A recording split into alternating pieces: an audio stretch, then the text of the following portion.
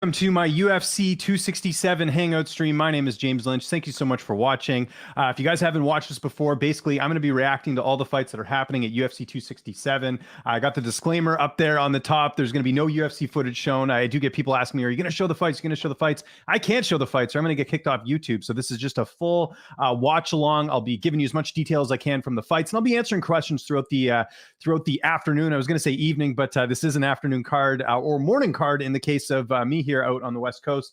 So yeah, really appreciate you joining. If you want to submit questions, you got to hit that subscribe button on the YouTube channel.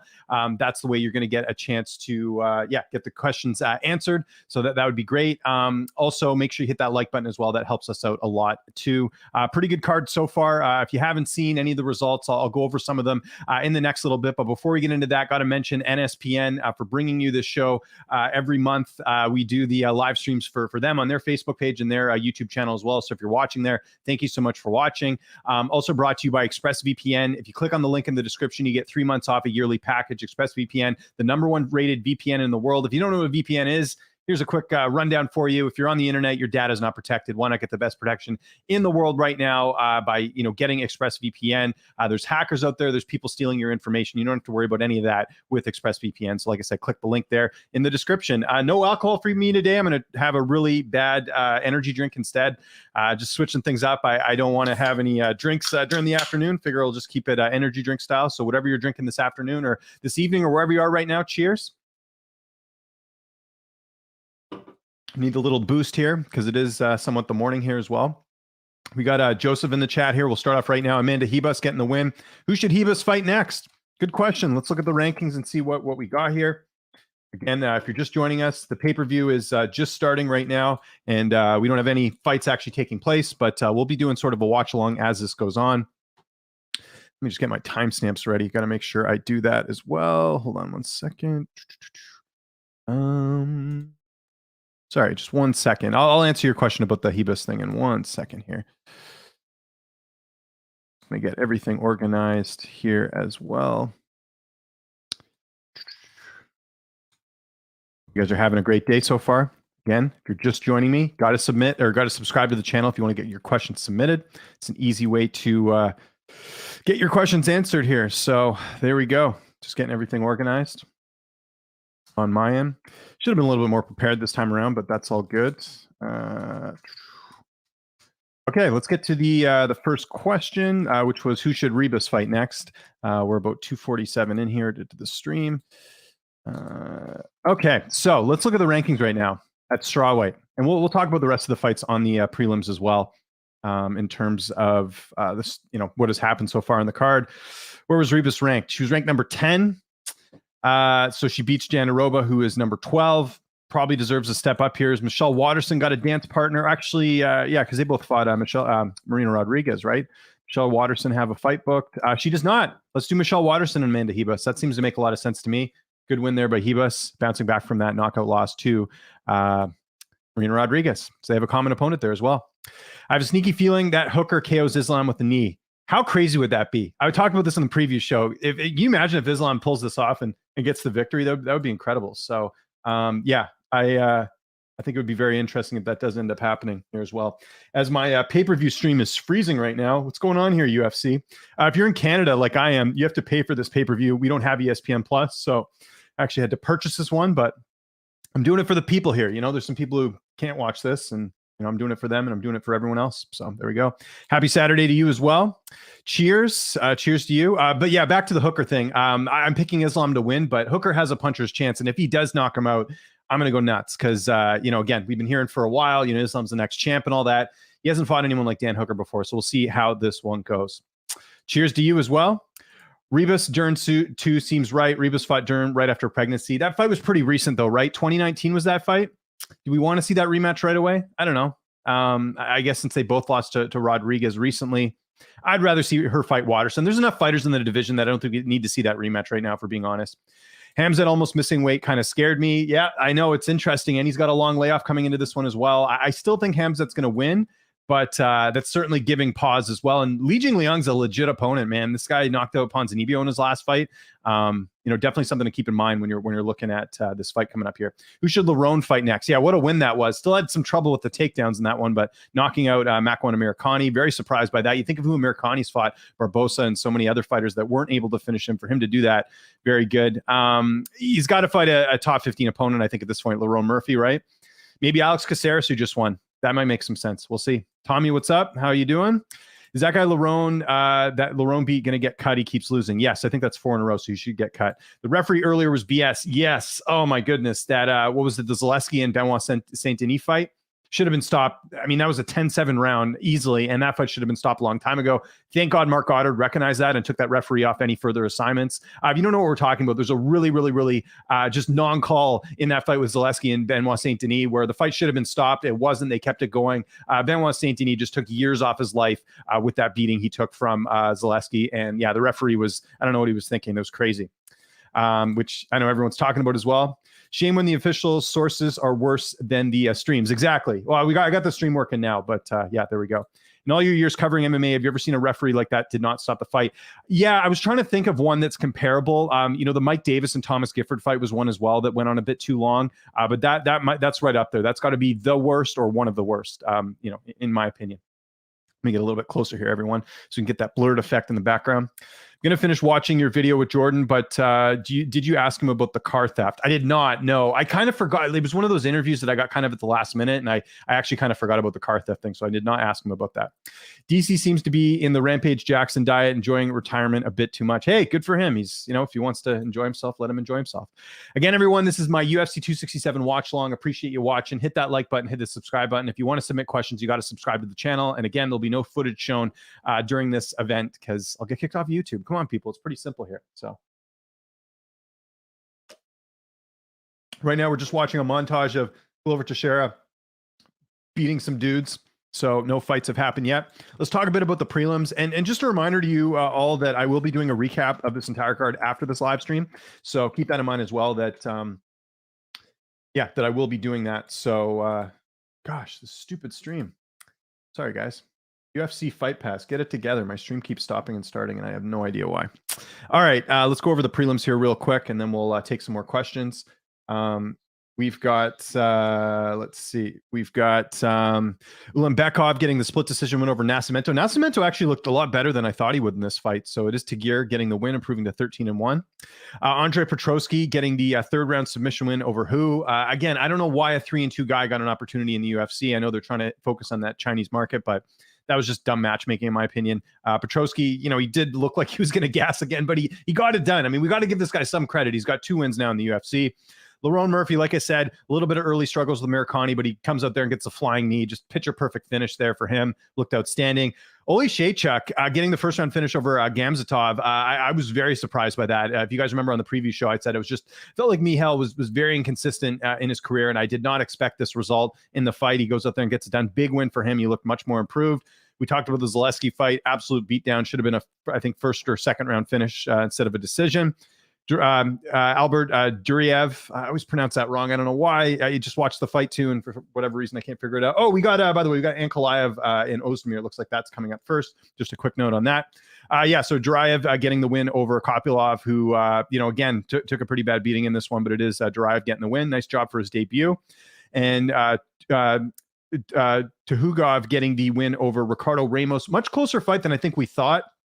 Ramos had that spinning elbow in the first round, which definitely wobbled Tuhugov in the fight. And, as the fight went on, it was just a case of Tuhugov just being much better on the feet and getting the decision win there. And, of course, Amanda Hebus rebounding from her loss to Marina Rodriguez. Michelle Rodriguez is the actress, not Marina Rodriguez. It is Amanda Hebus bouncing back, improving her record to 11-2 with a win over Verna Jana Roba. So there you go. Pretty decent undercard, a couple finishes. And, a lot of interesting tidbits as well. Again, we're seeing the montage here for Ankalaev and Volkan Oezdemir, which is a really great fight. And if you guys watch my preview show this week, I talked about how I think Oezdemir is being a bit overlooked in this fight. I get Ankalaev is considered the future of this division. I realize Ozdemir's got not only a layoff, but he's coming off a knockout loss as well. I just think that Oezdemir is losing to really good competition, and that's just something to be wary of, because if he's losing to bad guys, then you could start saying, okay, this is going to be a complete wash. But I don't know. Ozdemir's a guy that can make fights close. Look at the Rakic fight. Look at the Reyes fight. So right now we're watching Volkan Oezdemir walk into the cage right now with a Swiss flag. Again, I will stop answering questions once that fight actually gets underway.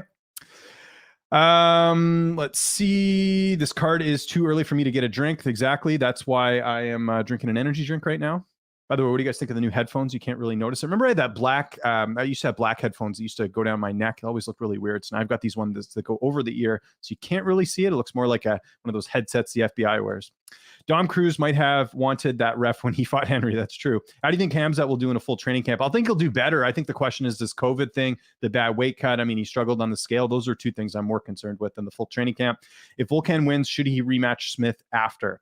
I don't know what they're going to do with Anthony Smith, right? It seemed like we were leaning towards that rematch between him and Rakic, but I haven't seen anything booked yet.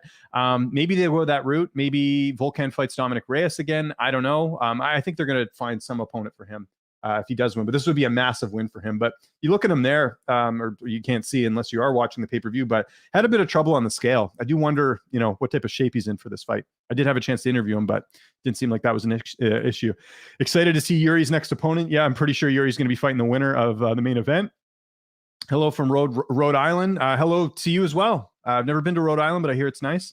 Which fight is next? It is the Magomed Ankalaev and Volkan Oezdemir fight. It's the fight that's opening up the pay-per-view. I remember this is a 6-card pay-per-view, 2 title fights, so it's going to be a bit of a long one this afternoon. Just keep that in mind. Let's see. Sandhagen, if he loses, will be 2-3 in his last 5. Still does not give the impression of being too far away from a title shot somehow. Yeah, a lot. But then Sandhagen's always got the built-in excuse as a short notice fight, right? So there we go. If Volkan wins, who should he fight next? And if he, and if Magomed wins, he should fight Dominic Reyes. No, he shouldn't fight Dominic Reyes next. Reyes needs a bounce back fight, and that's not Ankalaev by any means. Reyes needs he's not in the division anymore, but like a Misha Serkinov type fight to come back. He's lost a couple in a row. You don't want to make him lose 4 in a row and then cut him. He's an exciting fighter. I don't think there's any reason to give Reyes another tough opponent. I'd give him a step down, and Ankalaev certainly isn't that at all. I think Magomed wins against Volkan. Most people do. Very intrigued by Jan Sandhagen matchup. Can't wait for that one. Keep up the great work. Hey, Ryan, good to hear from you, buddy. And congratulations on getting married recently. That's awesome. Yeah, I am as well. I think it's interesting. To me, the X factor in the Jan Sandhagen fight is I don't think Jan's going to get finished. And that's why I think he's going to win. I think his durability is going to be enough to get him the W here. Whereas, Sandhagen was used to finishing his last couple of opponents. He wasn't able to finish Dillashaw, and what happened there? Lost a close fight. I could see the same thing happening here as well. Ramos spinning elbow on Zahabi was awesome. Yeah, he nearly had the same thing here tonight. It's one of his sort of signature moves there as well, right? So there we go. Looks like we might have a guest joining us here. Give me 1 second, ladies and gentlemen.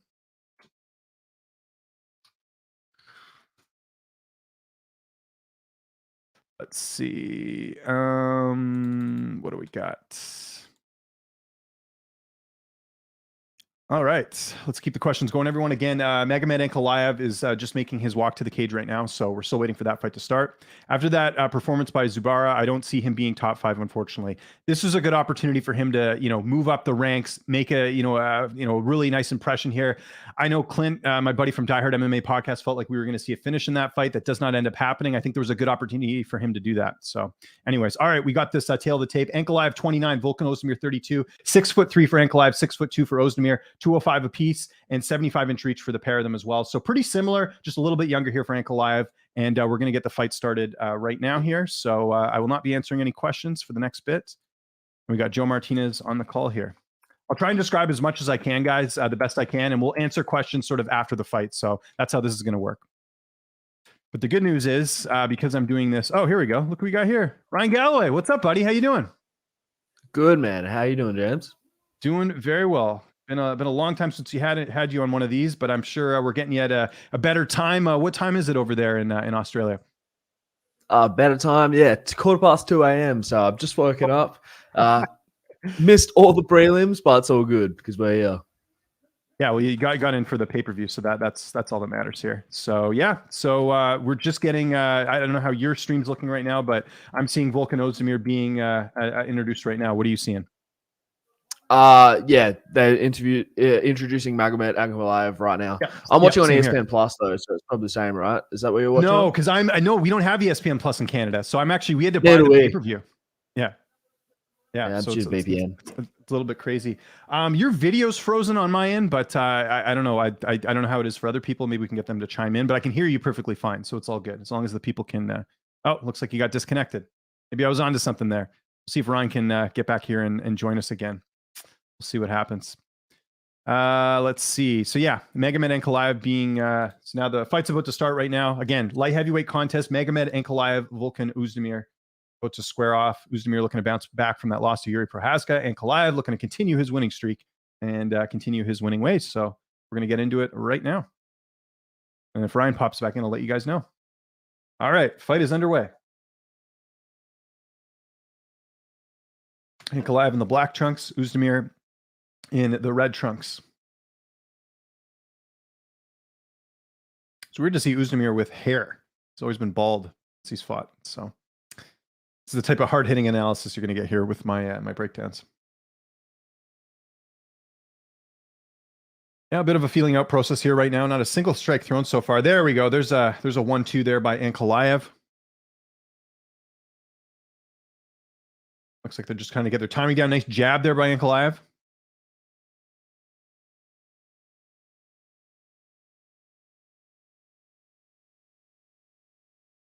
An interesting DC on the commentary. DC obviously fought Oezdemir a couple of years ago, right? There you go. Ooh, nice right there by Oezdemir. Again, Oezdemir did not get to train in the U.S. for this camp. He was training back in his home country.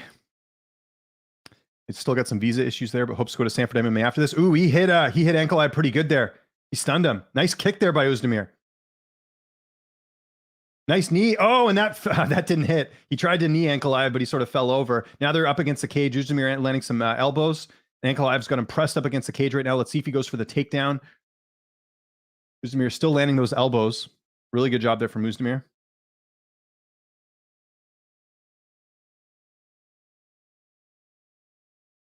Yeah, so Ankalaev, a Greco-Roman champion. So we'll see here if he does decide to utilize the wrestling in the fight. We know his striking's really good as well.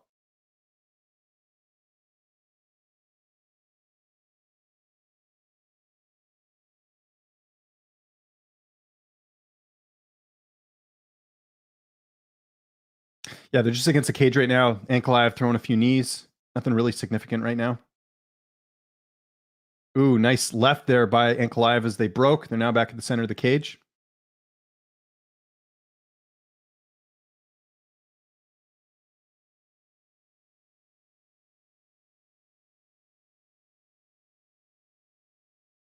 Volkan looking pretty sturdy here. Like he's just, very, very calculated. Doesn't look like he's like rushing into anything. He's looking pretty solid so far for an underdog. I forget how big of an underdog he was. It was I think it was like a 3-1 favorite there for Ankalaev.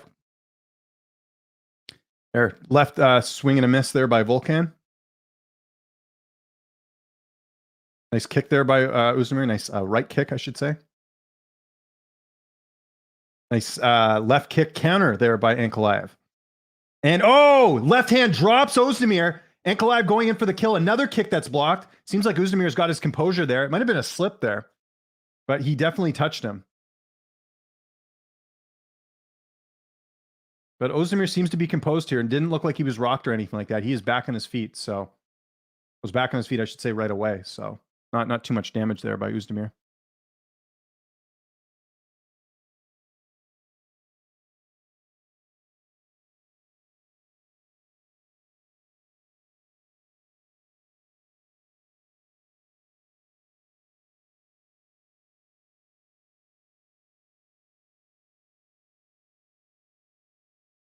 Yeah, nice kick there by Ankalaev. Things have really slowed down here after that kick.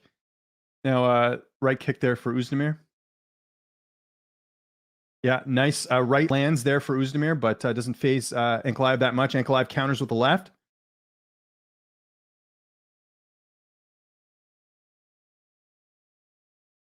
Oezdemir with the left kick again to the thigh. No visible damage on either fighter's leg at this point, but they're having a lot of leg kicks thrown. Nothing significant, though.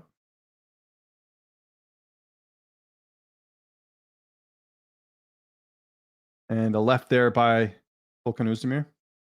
Shot to the body there by Ankalaev. Right shot. Close round. I mean, you got to give the edge. We got 44 seconds left in the round, but oh, sorry, we got Ryan in here. Whoops, sorry, buddy, I didn't see you there. I was watching the fights. There we go. Got you back here. I'm back. That's good. What's okay, cool. What's it saying on your ticker there? Mine's saying 31 seconds. I'm just a bit ahead. I'm on 24. Oh, okay, gotcha. Okay, so I'm a little bit ahead here, but we'll do our best here. At least you'll know what's coming, right? That's the good thing here. So yeah, there we go. By the way, props to you for getting up so early, man. That's great. It started at 7:30. The card started at 7:30 a.m. here in Vancouver. Oh, there we go. Nice right there by Ankalaev. As we got 9 seconds left in the round here. We'll get Ryan's thoughts as he finishes watching the round. And swing and a miss there by Volkan Oezdemir with that kick. And there we go. First round in the books. I give a slight edge there to Ankalaev, but we'll see what Ryan thinks because Ankalaev got the one knockdown in the fight. Although got up right away.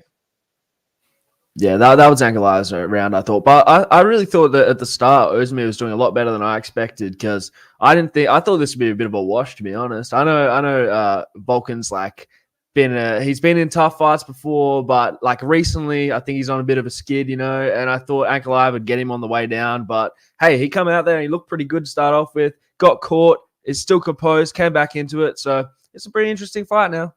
Yeah, it is. Doesn't look like, Oezdemir should have been the underdog that we sort of thought going into this in terms of, Ankalaev was a pretty big favorite here. Let me just double check the odds as I'm sort of talking out of my ass here. Let's make sure. Let me know in the chat how you guys scored that round. I think most people would agree it was Ankalaev's round. Yeah, what did it close at? So Ankalaev closed at like a -320. I'm seeing some books have as high as -365. I mean, Oezdemir put up a good fight in this one. I'm curious to see what the live odds there would be as well. So let's see what we got. Round 2 getting underway here shortly. Again, I'm James Lynch. He's Ryan Galloway of Low Kick MMA and many other outlets as well.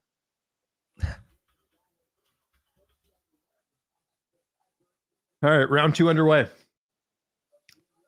And I think I give a 10-9 there to Ankalaev in that first.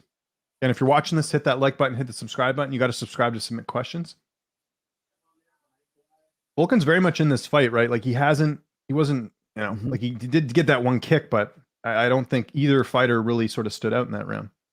Oh, nice knee there. Nah. Oh, now they're going at it.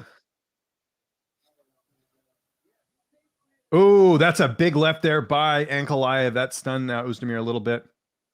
Let's see what I'm saying in a second here, Ryan. Nice left kick there by Oezdemir. Counter. He tapered his offense after getting hit there. He slowed down. Yeah. And left kick lands there for Oezdemir. It's really targeting that right leg of Ankalaev. It's starting to get a little bit of swelling on it.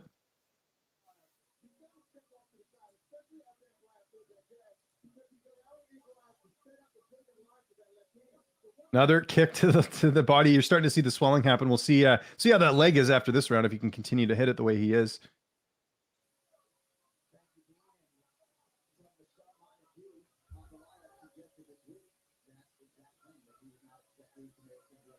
Swing and a miss there for Oezdemir. He's really targeting that right leg of Ankalaev.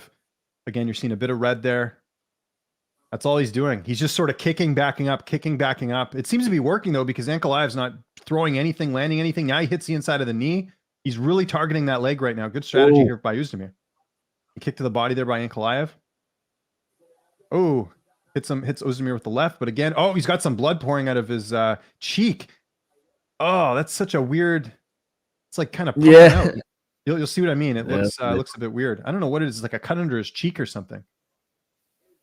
Who knows? Maybe the edge of the eye. I was gonna say, edge of the eye could be it too, but it doesn't look like it's. We'll have to see which spot it actually landed in. So that's something to keep in mind. Is that Oezdemir is bleeding pretty significantly. Another kick to the right leg of Ankalaev, and you can see him hopping on it a little bit. Those kicks are not feeling very good.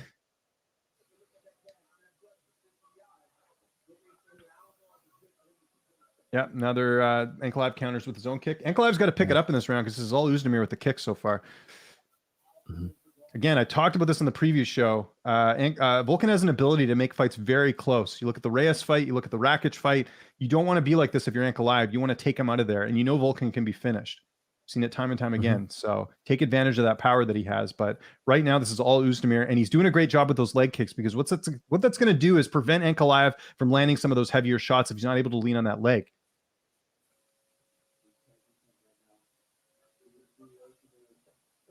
And again, it's just not, they're just sort of feeling each other out a little bit here. It's not a ton of action right now. See if Volkan lands another leg kick. There, right shot there lands for Ankalaev. Okay, another right hand there for Ankalaev. Seems to be finding a home for that.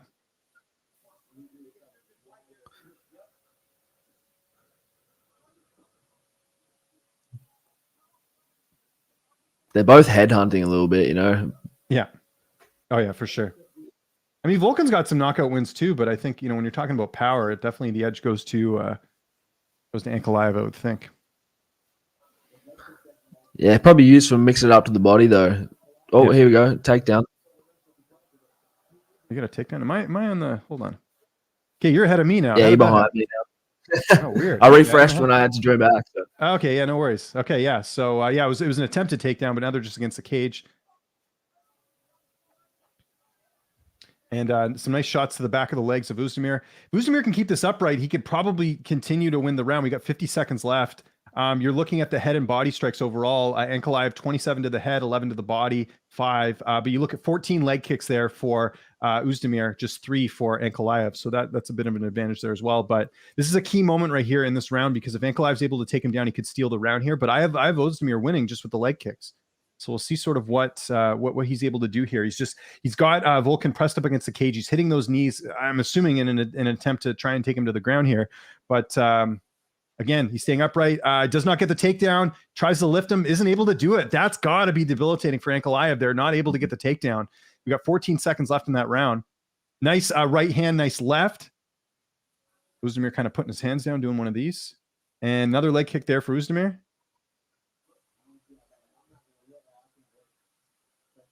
Yeah, we'll hopefully get a shot of what actually cut open Oezdemir. Okay, I think that's Oezdemir's round. I know some people might say Ankalaev because of the way that round ended, but he wasn't able to get the takedown. He was landing some shots, but nothing significant there. I give that second round to Oezdemir. How do you guys have it in the chat there? I'm curious. That's definitely an eye injury, eyebrow anyway. Yeah, you're right. I thought it was a cheek, but it's just the way the blood fell in his face, I guess. So yeah, it did look like it. That's crazy. Yeah, so I got this tied 1 apiece. Curious how you guys have this as well. Again, we'll answer questions after this fight's over. Someone better do something good in the third round. Otherwise, someone's going to be upset with the decision when it gets the scorecard. Yeah. No, I agree. And look at that cut. Yeah, that is a pretty deep cut on Oezdemir's lie. It's right above the eyebrow. Looks like they're going to let it continue. But that's not a great spot to have a cut. It's pretty deep on it, on the eyebrow. Oh, man. Yeah, that is really deep. He's probably got to be like, holy shit. Yeah, it's pretty wide open there. Short, okay, so we're going to see the replay there. It looked like it was a thumb that actually... No, it wasn't a thumb. It was a knuckle that just grazed it. Completely legal, by the way. Right on the eyelid there. That's going to hurt tomorrow. His eye's going to be pretty swelled up. So, again, I have this 1-1 going into the third round underway right now. Really key round here in this fight. I told you guys on Monday that this is Volkan's a guy that can make fights close, and this is certainly what we're seeing right now. So Ankalaev needs a big round here if he wants to steal this one. Or maybe Volkan needs this round because I don't know how they scored that last round. I don't think you can give it to Ankalaev, though, despite the fact that he did land that shot. Nice shot to the body there by Oezdemir. Nice counter there by Ankalaev.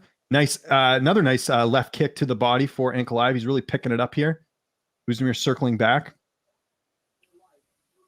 And kicking that right leg again of Ankalaev, which doesn't seem to be too compromised. Ankalaev counters with a kick of his own.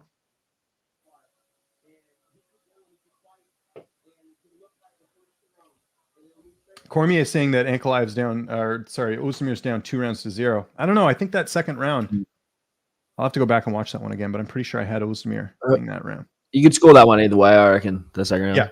Yeah, it was close. And okay, there we go. Now, nice right there for Ankalaev.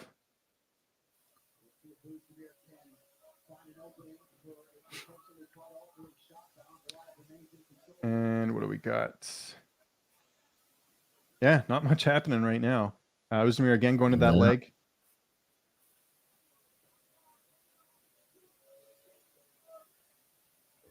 And yeah, just a reminder, we have.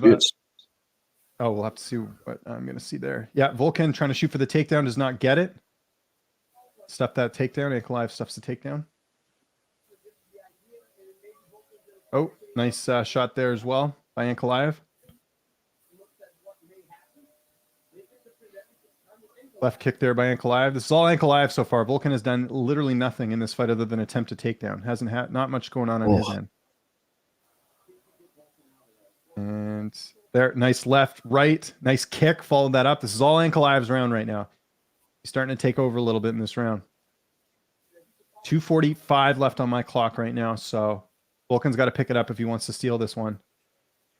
But like I said, maybe he's down 2-0. I'm not sure.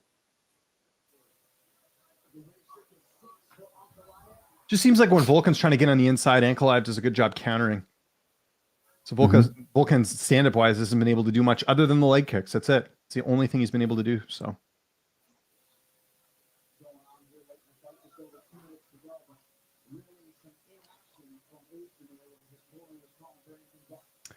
let's see.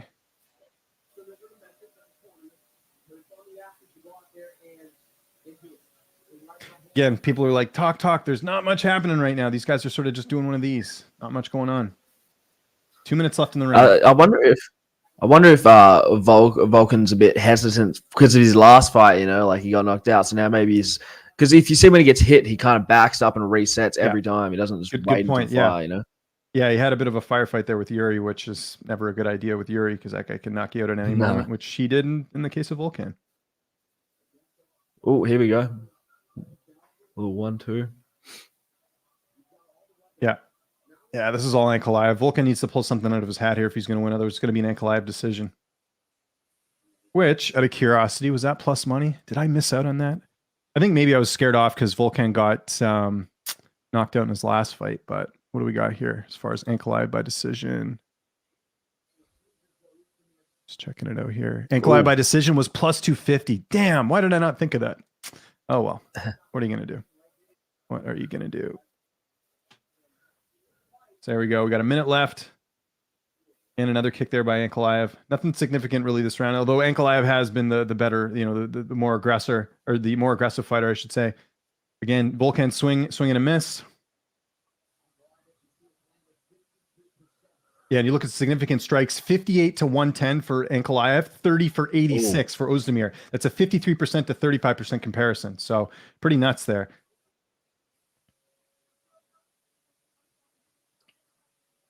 This wasn't the fight I was expecting, but no.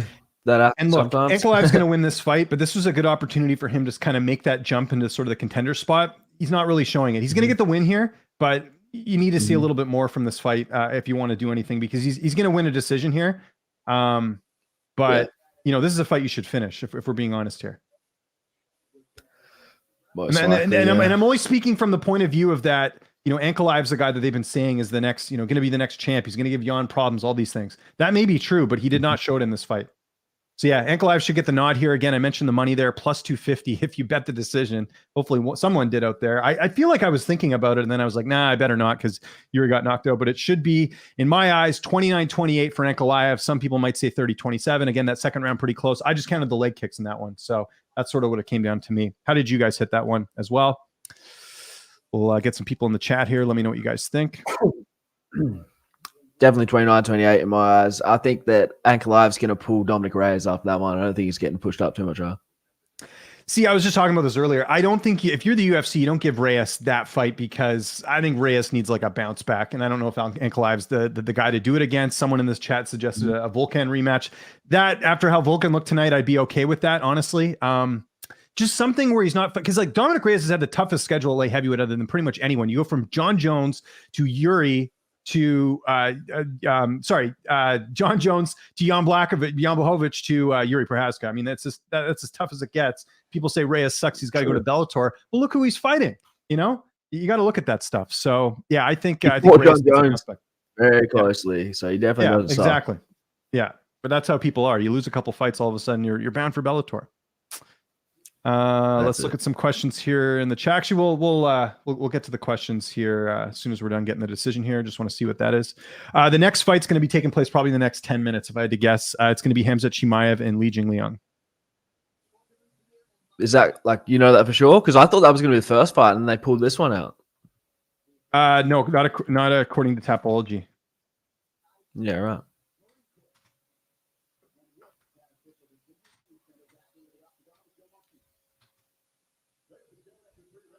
Three rounds.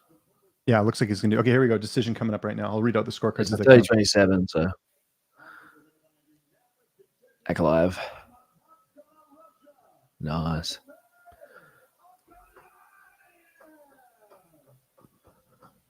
The right man won. Yeah, Ankalaev there. 30-27 across the board. So there we go. Let me just get that in. 35-04. See what Ankalaev has to say in post-fight, and then we'll get to the questions.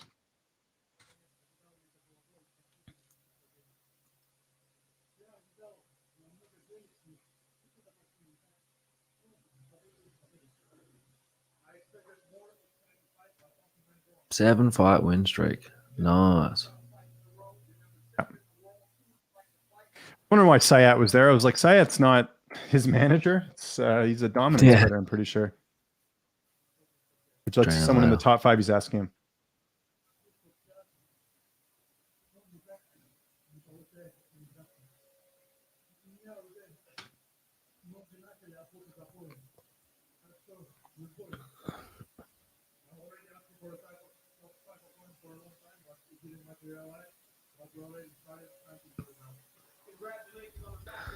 Pre-game call out.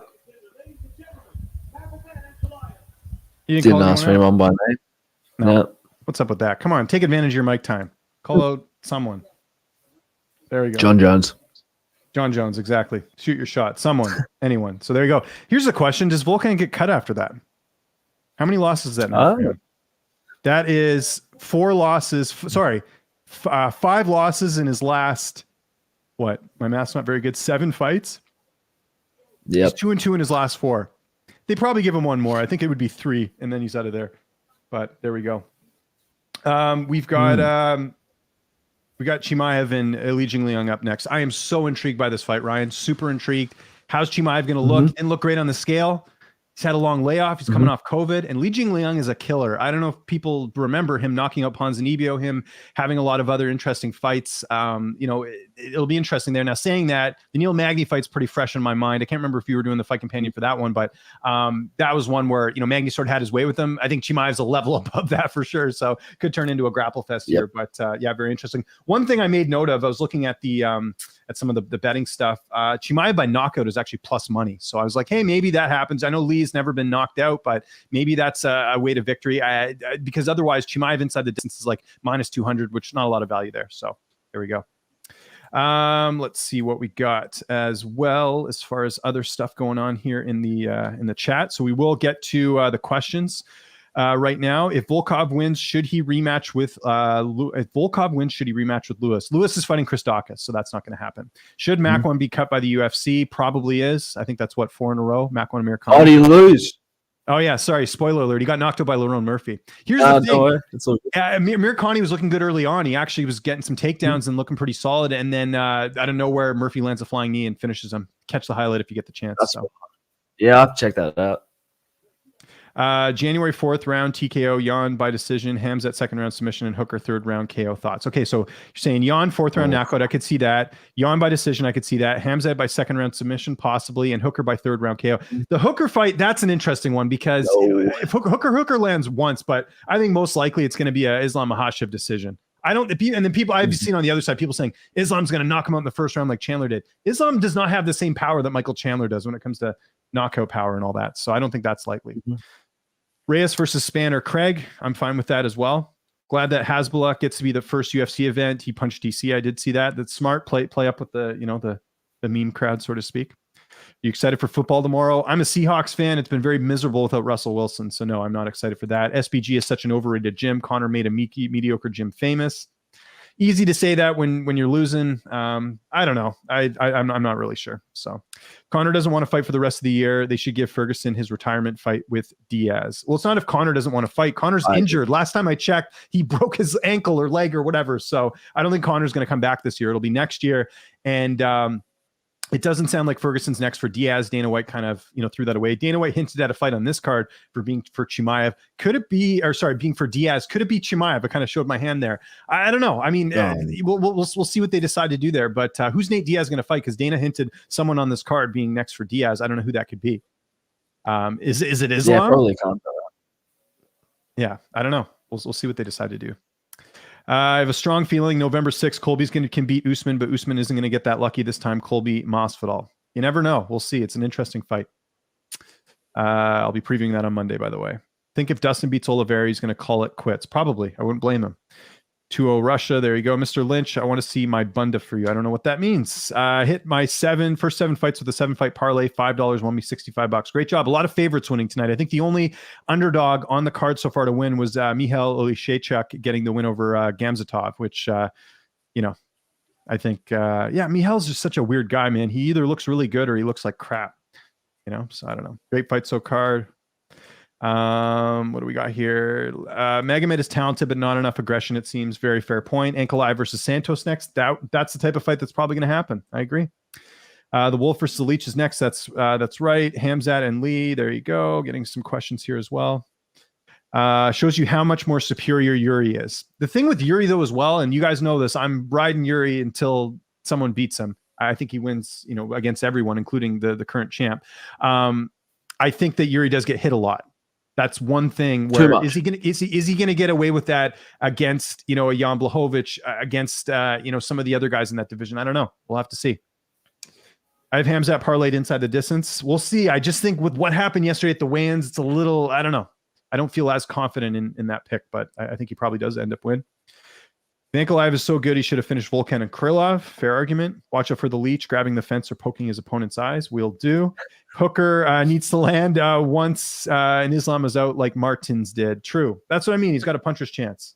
So we'll see. Let's see. I think Jan can beat Glover. I think he probably will as well. Where can I watch UFC 267? If you have ESPN Plus, you can watch it there. It's free. If you have a subscription. If not, you're on your own. Let's see. Hit that like button, hit the subscribe button, everyone. If you want to submit questions, that's how you do it. You got to subscribe to the channel there. I just noticed you got ExpressVPN as your sponsors, are there? Mm-hmm. I'll tell you what, ExpressVPN are doing me a good solid today. I'm actually in New York right now watching ESPN Plus, so get ExpressVPN, use code Lynch on Sports, I imagine, right? No, it's just Lynch. Yeah, use the code Lynch. You get 3 months off of your package. Yeah, no, it's great. I'm gonna be probably doing some traveling here next year, so I'll be relying on that to get all my Canadian content with ExpressVPN, and it's good. I mean, here's the thing: everyone's on the internet, right? Like, you don't want your data exposed. There's all types of weirdos out there. ExpressVPN. I mean, at least your data is protected. That's the big thing. So that's why I use it. It's great, and so happy to be partnered with them. And they're awesome. Do you have an update on Holland and Anders since they pulled out of their fights? Oh yeah, this fight's about to start soon, by the way. Chimaev running to the cage right now, looking like a maniac. But I will get to this one question. Do you have an update on Holland and Anders since they pulled out of their fights? Anders got COVID. If you're part of my Patreon, patreon.com/LynchOnSports, I told you guys that before anyone else that Anders was out. And Holland, I don't know if it's an injury or what the deal is. I'm not sure there, but Anders had COVID. And then they booked Elidze against Kyle Dawkins. That's basically what they did. So there we go. What about Khamzat? Khamzat's coming to the cage right now. I don't know why Petr Yan is the favorite for this fight, because Sandhagen is a good fighter, so it's more difficult. Well, technically, Sandhagen lost his last fight. That's why Jan's the favorite. Plus, Jan hasn't lost in the UFC other than he lost his last fight, but it was a DQ. He didn't really lose it. He just made a mistake, and it cost him here. So there we go. All right, we got Hamza Chimaev getting, you see Reza Madadi in the corner of Chimaev there, the former UFC fighter. Didn't he rob a bank or something, Reza, if I remember back in the day? Do you remember that? He got in some sort of criminal trouble. Yeah, really? Chimaev stepping. Yeah, you just Google it. Reza Madadi arrested. Find it on there. Let me do a quick Google search as we're waiting here. So yeah, again, this fight about to start here shortly. I'll tell you, James, I don't see a way that what's his name, Jingliang. I don't see a way that he wins this, to be honest, man. Like, I think Khamzat's just, his wrestling's too good, and I think he's just going to be able to take him down at will, and it's just going to be another one of those grindy fights. And I do actually expect the KO finish here. I think it'll be a TKO. Not sure which round, but I want to be shocked, though. In all these fights today, I want to be shocked. So I'm kind of rooting low-key for whatever it is. I don't want to be rooting. Yeah. That's it, yeah. I'd rather be shocked in the I'd rather be shocked in the Dan Hooker fight, to be honest, if I want to be shocked. I think that of course you would. The trolls kick into you. That's why. Oh, I mean, it'd be phenomenal if that happened. But yeah, we'll see. I'm actually going to see if that. Oh man, it's not available. Why is it not there? What is going on? But yeah, I do think Khamzat's a lock in this one, to be honest. Yeah, just the price is kind of high. That's the only problem right now. But true. We'll see.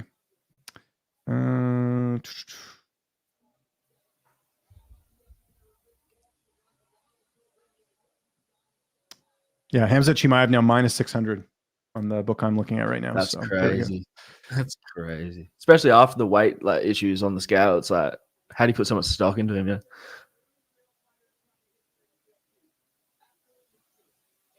And yeah, I do think they're going to feed Diaz to him after this one if he gets the win. So that'll be a nice little stepping stone for him. Yeah, no, I think so.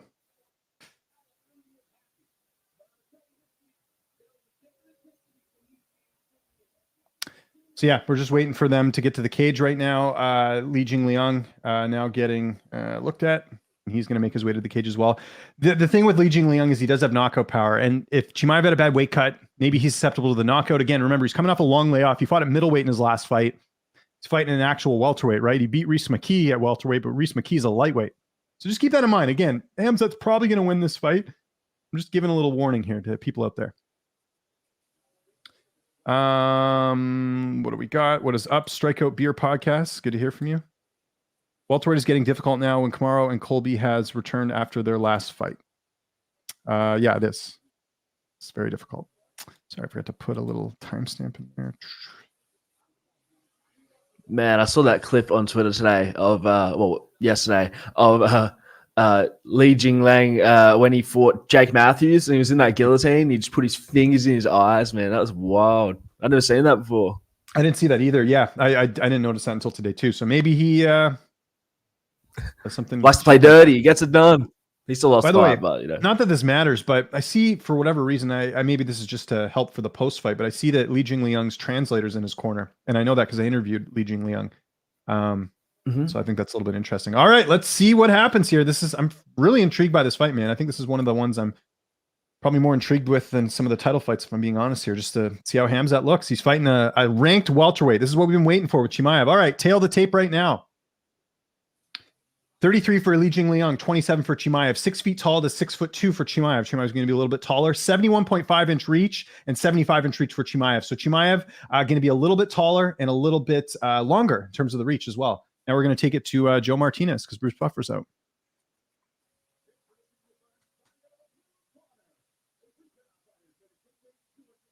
crazy. We'll get to questions. I know.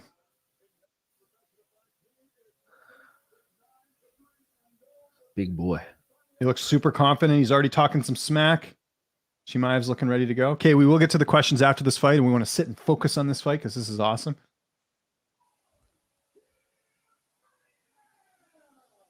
And I mean, for the rest of us, we kind of hope Chimaev wins because let's be honest here, content-wise, this guy draws a lot of good numbers. So I've been riding that Chimaev train in that regard since he was won his last couple of fights. So there we go, the leech in his corner, or sorry, in the other corner. He's getting booed right now. No real shock there. Let's see if he loses, if he's going to blame the crowd booing on him, like Weili Zhang did in her last fight. Hey, why not? You're gonna pick something, yeah. Leach doing his inner Chung Lee from Bloodsport with that look there. Okay, here we go. Jason Herzog, the ref. So you know I got some good reffing here. Herzog, one of the best. I'm a little in front of you, so if I don't want to spoil the action for you. Let something out if you have to. We want all the reactions here. JHK is, for whatever reason, it was the same thing when he was there. So yeah. All right, here we go. Chimaev and Lee, it's under round. Oh, and the and he's down. And there you go. He's down. Look at this. He's on the back. One hook in. He's picking him up and he's throwing him down. He's already got in. Chimaev's looking at the crowd here. He is super confident right now. This is nuts. This is what you want to see at a Chimaev.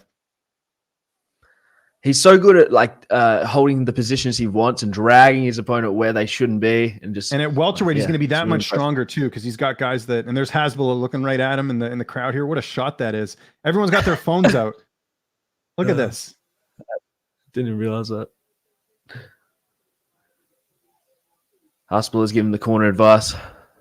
Yeah.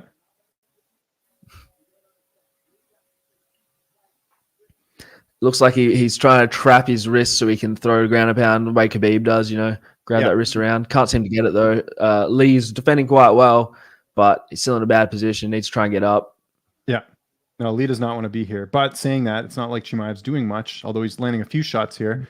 But he's basically Lee's pressed right up against the cage. Chimaev's just sort of laying some shots at him, laying some left hands. He's still got that hook in. Oh, Lee got the hook off. Here's his opportunity to stand up. Okay. But he's lost it. Oh, Khamzat's proper on the back now. Still only one hook in because he's laying the ground and pound. He's not really looking for submissions or to advance his position. Just happy to sit here and throw some punches. Yeah. But this is exactly what we thought was going to happen, right? We thought Lee was going to be a bit overwhelmed with the wrestling. He's getting hit a lot now. And Khamzat takes his hook out, tries to drag him to the ground, trying to get both hooks in. And he's back in the position he was in before. Looking for the rear naked choke. Oh, no, just threatening it to open up some offense right now.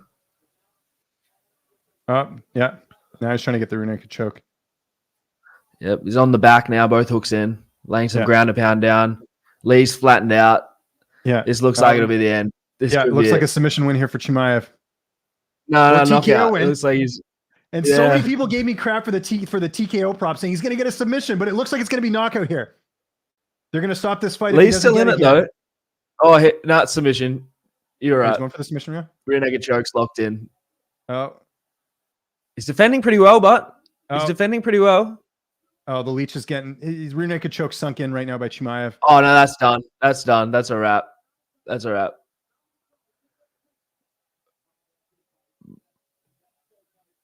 Although he's turning into it. He's turning into it.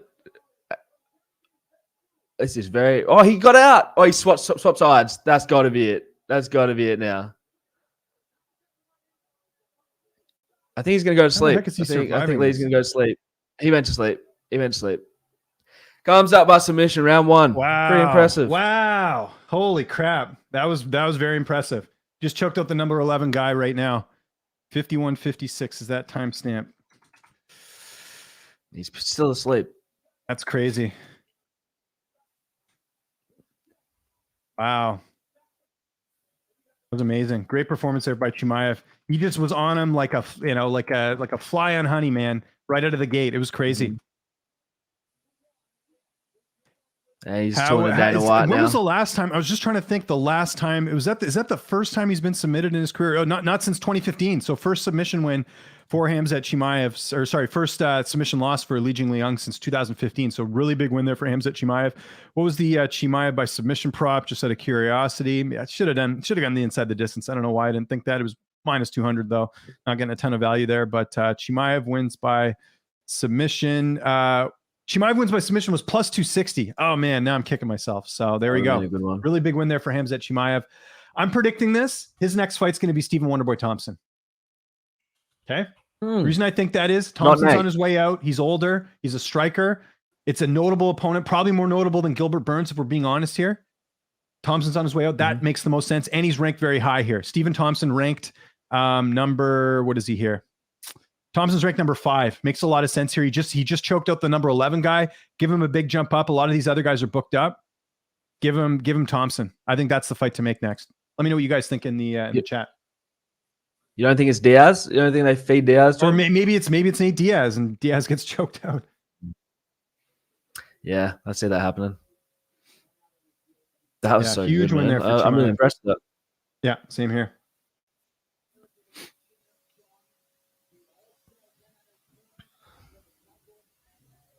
Yeah, really, really, really good performance. He was able to get to where he wanted to be, like the wrestling immediately. There was no like striking exchange. Like you look at guys like a Colby or like Usman who are predominantly wrestlers, but they'll engage in the stand up. Khamzat doesn't even do that. He just goes straight for the takedown. So I wonder how a fight would go against someone with the wrestling pedigree of like a Covington or an Usman. So maybe I wouldn't mind seeing the loser of that title fight get Khamzat next. We'll see if they decide to go that route. You can see there. I doubt it. That would be fun. Yeah, we'll see what the UFC decides. You remember they were going to give him Leon Edwards, and he was ranked number 3 at the time, right? True. That's a pretty favorable matchup too, I think, like in terms of the wrestling, right? Yeah. He's yelling 10 fights, 10 finishes. Yeah, we'll see what they have to say on the mic, and then we'll get back to the questions, everyone.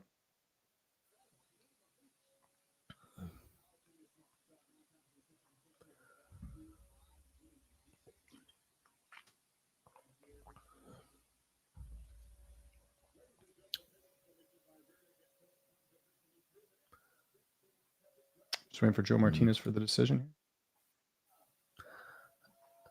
I reckon he does a call out. I don't even think he gives a name, but I think he just asks for a top 5 guy or maybe a title shot. You're probably right about that. So yeah.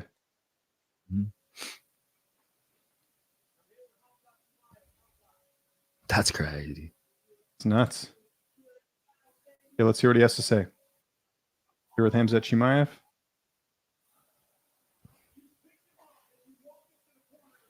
He's like, I'll stay here. It's my home.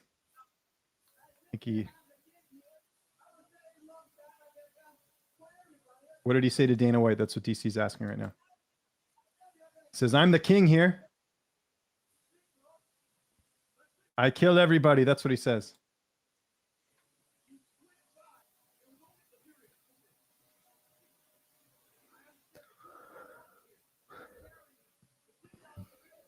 They're just going through the finish. He bought him to Dana? That's hilarious. I didn't notice that.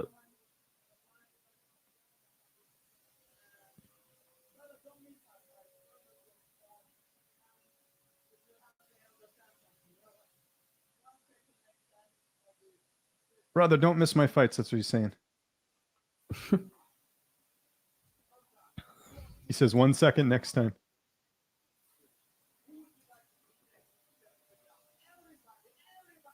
There you go. He called out everybody in quotations. Mm-hmm. I come here for everybody. That's what he says. He's going nuts.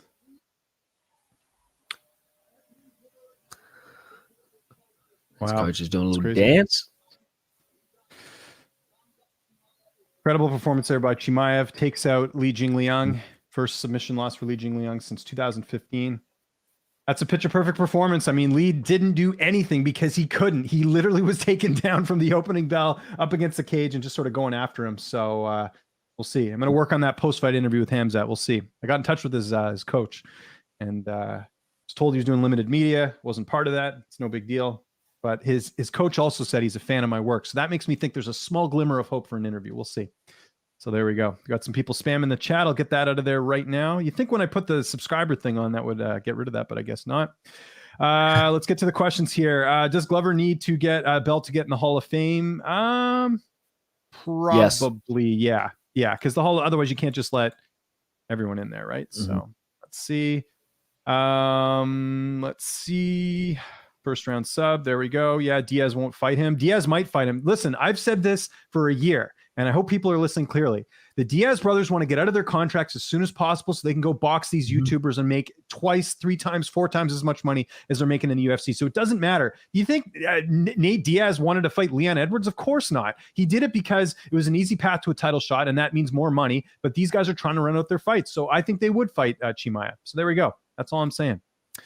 Thompson is a gatekeeper. Khamzat versus Magny and Bilal Muhammad. No. Hold on. Thompson is ranked higher than both Magny and Bilal Muhammad. Thompson's more known than both those guys. And Thompson, at this stage in his career, what are you getting with him? He got completely dominated by Gilbert Burns. Thompson's the fight to make. No one knows, or he's not going to get any of those Magny or Bilal fights. No offense to any of them. Those are not big names. He's going to get a big name after this. Thompson fits that bill. He's highly ranked. He's a big fight, and it's a winnable fight for Chimaev. I would pick Chimaev right now based after what we just saw today. I need Volkov and Yan to win by KO, TKO to cash on my plus 1,700 parlay. I don't think that's going to happen. with Volkov. I have Volkov winning a decision. Volkov by decisions plus money. Tybura has been finished. Volkov's not finishing a 3-round fight. I just don't see it happening. Tybura is, as great as he is, he's also not Greg Hardy. He's not going to get finished. So there we go.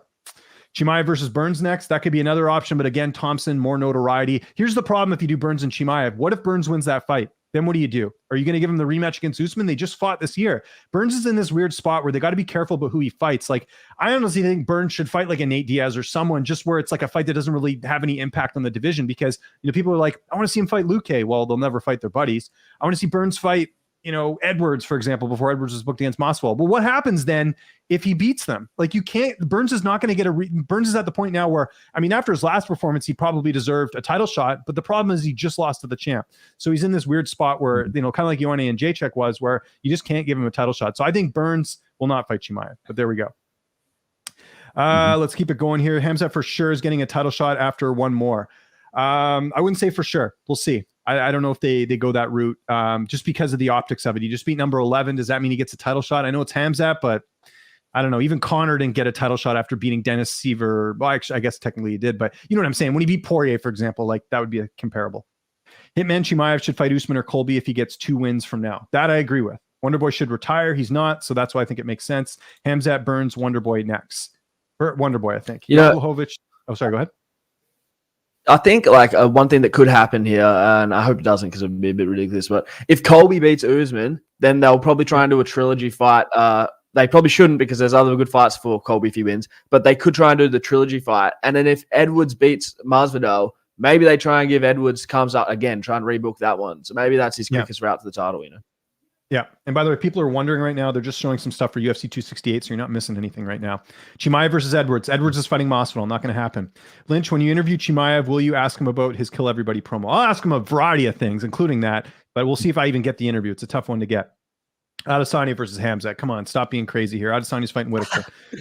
Can we just say something about this? Whitaker Adesanya has to happen next. They booked it. I know, until they step in the cage, I won't actually believe it. But I have never seen a former UFC champion get disrespected as much as Robert Whitaker has. I've never seen a former champion have to fight 3 contenders and beat them decisively, and then people still question if he should get the title shot. Remember, Eugene was like, "Oh, maybe it'll be Brunson." It's like, what? What's wrong here? Yeah, I think he was trolling. I know, but it annoys the hell out of me. I'm not even a huge Robert Whitaker fan. I'm not I like him. I'm just not he's not one of the top guys on my list of favorite fighters, but I think he's getting screwed over. He's just, the disrespect is just nuts. And I'm sure you agree with me, obviously. So 100%.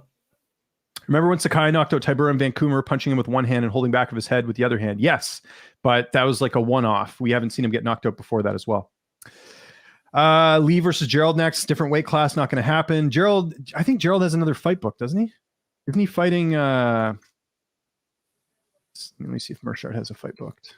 But either way, they're in different weight classes. Are you taking Tybura in this one? No. I'm taking Volkov. He's fighting Magomed, Gerald Mershard. No, I'm taking Volkov all day. I really like Volkov in that fight. What I'm saying is, I don't think it'll be a knockout. I think if Volkov wins, it'll be a decision. That's what I'm getting at.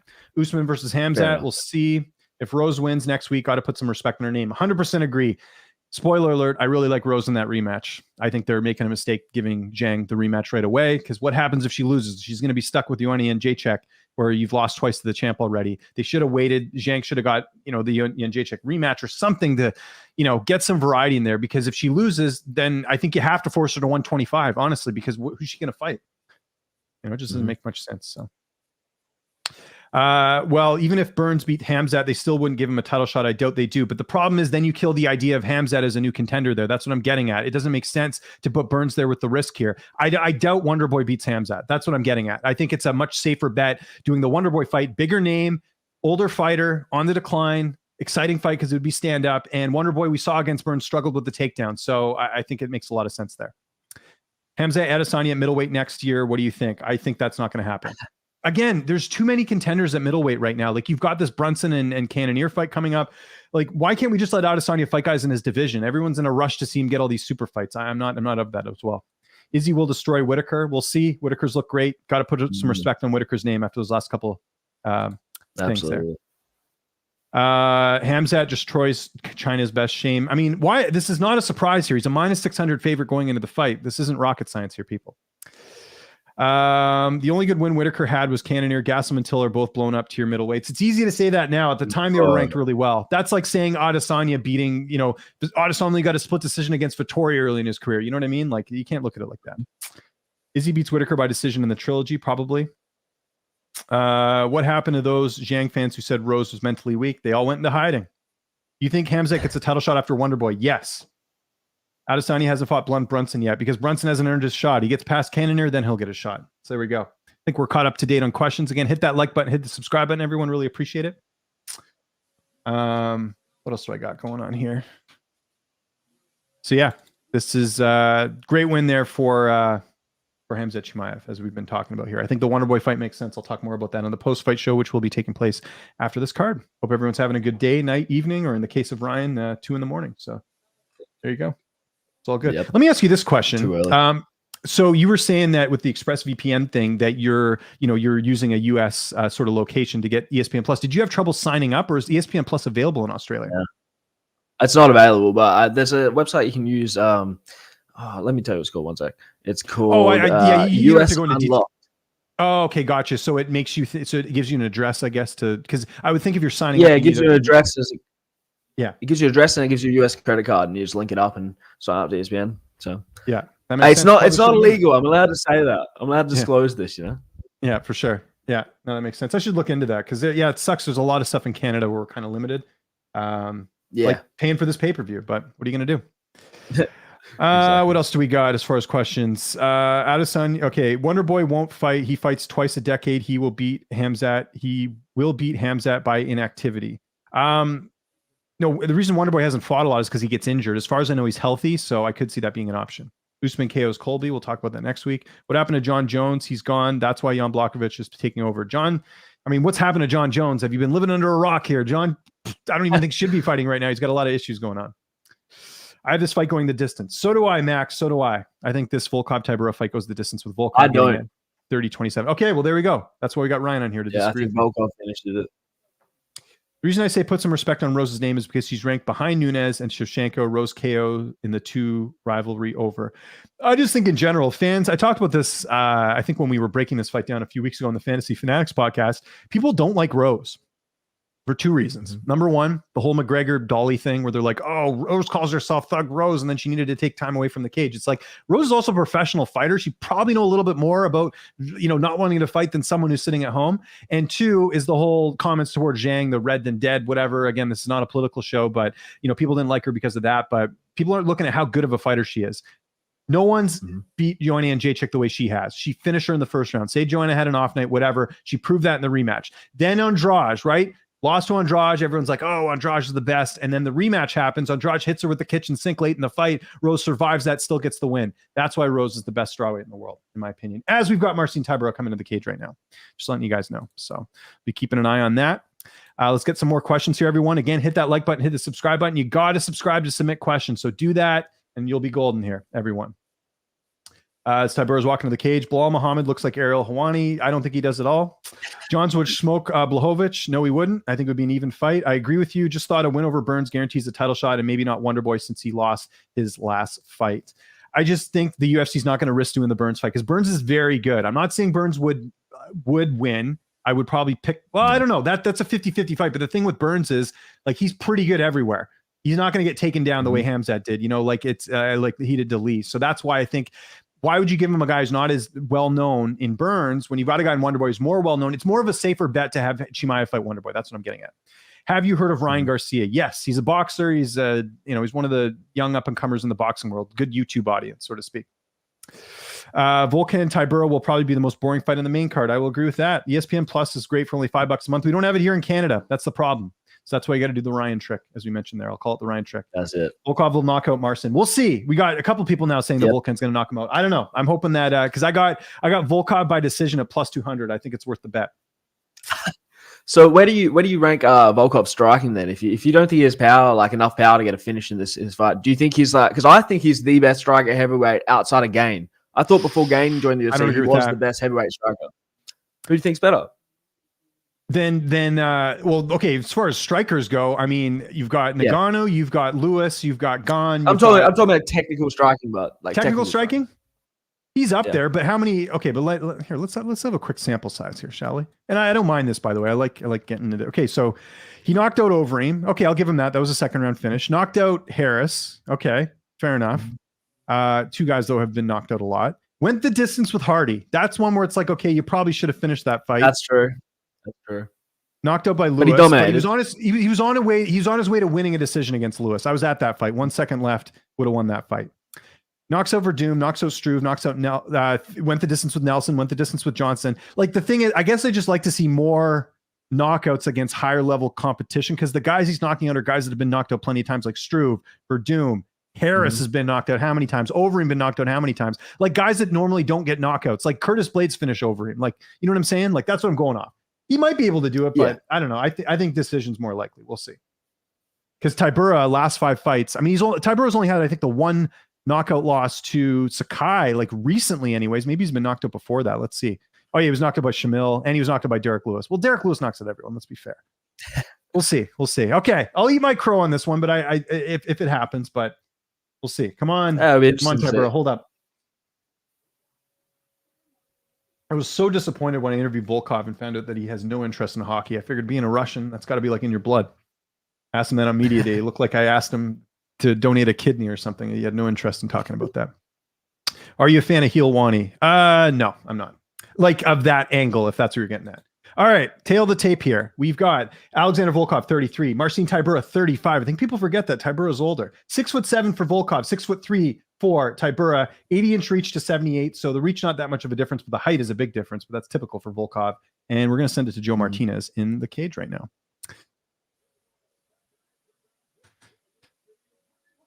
Just makes my life a lot easier when I finish this. All right, Joe Martinez doing the announcements. He's huge, eh? Volkov, yeah. Yeah, 6'7". That's crazy. Mm-hmm.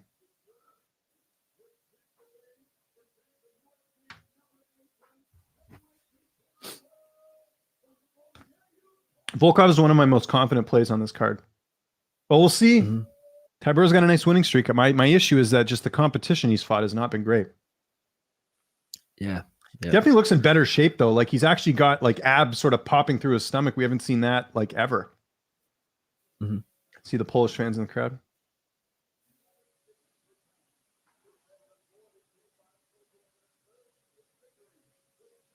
Imagine being 6'7". Jesus.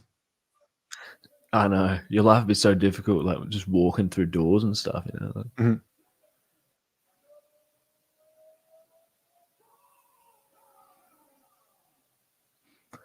Here we go.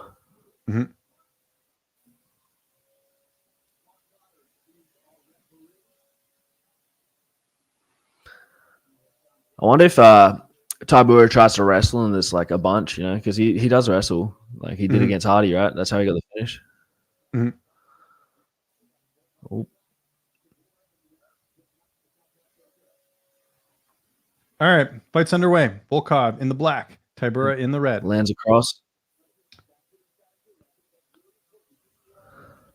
Oh, nice shot there. Oh, they're trading. Yeah.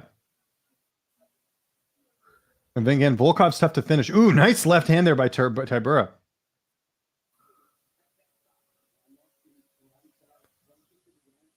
Cormier just said Volkov 6'11". Cormier, you're off by a bit. Hate to break it to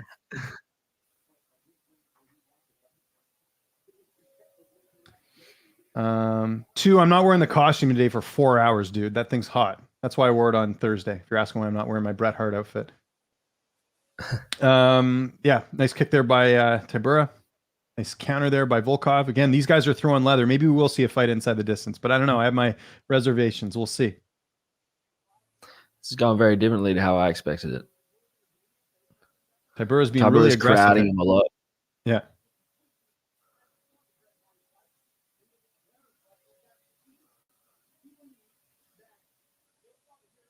Okay. Yeah, it's just Tybura coming forward, Volkov backing up.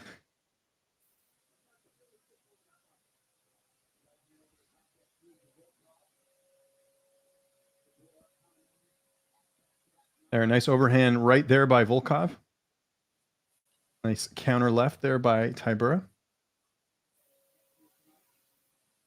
Nice kick to the body there by Volkov. First takedown for Tybura. Kind of gets stuffed immediately. Nothing to it. That was an issue with Curtis Blades, right? Marcin Tybura, not Curtis Blades in the wrestling department. Let's be honest here. Yeah. Most definitely. They're just exchanging in the pocket, but I don't know if I would be doing this if I'm Volkov. Longer guy, just because of the height advantage, Yeah.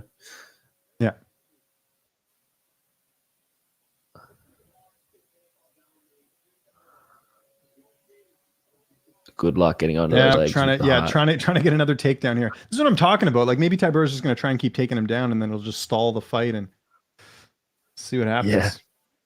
Whoever said this was going to be the most boring fight may have cashed it in money on this one. Yeah. Yeah, they should have that option. What is the most boring fight? Somehow objectively do that. Figure it out. Opposite to performance bonus. Yeah.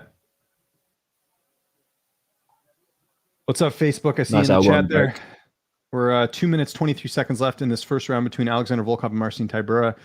Neither guy really doing a whole lot right now. A couple punches thrown here and there. I'd say Volkov might be a little bit ahead here. Well, I don't know. Tybura's landed some shots too. We'll see. Nice uppercut there by Tybura. Nothing significant though so far.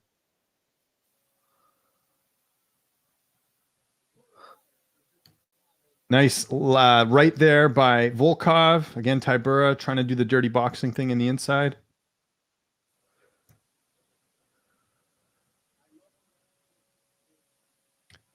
Two minutes to go in round one. He got him. He hurt him. Volkov lands on Tybura as he tries to shoot. Ends up on top in the guard. Ooh. There we go. We'll see. We got a minute 38 left. It's not a good spot for Tybura to be in right now. Not doing much with the position, but not a lot going on. It looks like Tybura is stalling. He's in half guard. He's just holding. And Volkov's trying to pass, but not having any success. Oh, he's looking for a Ezekiel choke, it looks like. Oh no. Man, can you imagine if he wins by submission? Yeah. Everyone would lose their bets. Yeah. So yeah, Volkov's on top, just blanketing Tybura. Tybura's like, holy shit, can this minute go any faster, please? He's just holding on for dear life, doing the thing where he's hoping the ref will stand him up, but here Ezekiel. He's doing for Ezekiel. Oh, he gave up on it.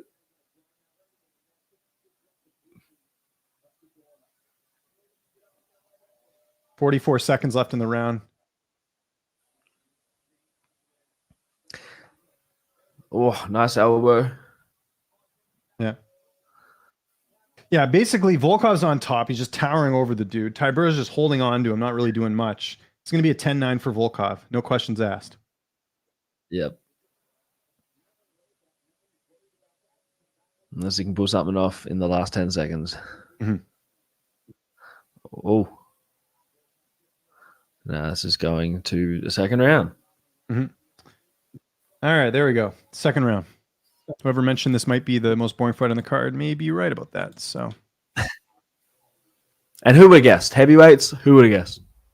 Well, yeah, it is. I mean, it is kind of weird placement on the card. Although thinking about it, what fight would have been on the pay-per-view instead of this? Lerone Murphy and Amir Khani, I guess because of the losing streak for Amir Khani might have not made sense, but that would have been a fun fight on here. But whatever. It's all good.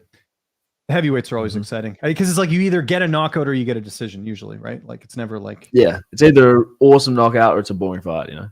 Yeah. Very rare that we have like wars and heavyweight. Volkov is Russian. Yes, he is. Name like Volkov. I would think so. So they're just in between rounds again. Probably 10-9. Well, not probably. It is a 10-9 for Volkov after that first round. Good first round for him. Basically, the last half of that round was just him on top, just laying down shots and trying to get the submission, doing a couple other things. So it's basically what we're looking at. Now, I've got an ad playing, but you can see the thing. Did they show the replay of what put Tybura down? Because I didn't really see. No, they didn't show a replay on my feed. I'm on Fight Pass too, so I don't know if it makes a difference or not. But yeah, I think Fight Pass just gets the feed without ads. So yeah, that's pretty much it. Well, now I'm getting an ad for Holloway Rodriguez. Yeah, it's a little banner ad, but you still watch the fight. Oh, good one too by Volkov. Always win. It's always fight to lose, basically. Hey, how about you be off for 2 years and you get to fight Max Holloway? All right, so again, these two are back trading a little bit. Couple shots here and there. Nice kick by Volkov. Nice kick there by Tybura. Oh. Left hook lands for Volkov. Nice right, Counter almost hook lands for there. Volkov. Yeah, Tybura is struggling with the height here, which is, I mean, a lot of guys have that problem with Volkov, not Volkan. That's confusing. Tybura again to trying me, for the Volk. takedown. A lot of Volks. Imagine if Volkanovski was on this card too. You have Volkan, Alexander Volkov. Yeah. Alexander Volkanovski. That'd be kind of tough. Again, Tybura trying to get on the inside. Oh, that one landed. Nice shot there by Tybura. Oh, Tybura's being a a lot couple more of good aggressive uppercuts in the clinch there for Tybura. Yeah. Volkov's got to be careful, man.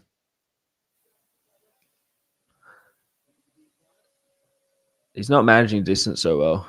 No. Yeah, you got to make sure Tybura doesn't get on the inside. I mean, that's his way to win this, is to, get rid of the reach advantage, right? Volkov looks a little tired, if I'm being honest. But I know it's heavyweight. That's typical for these guys, right?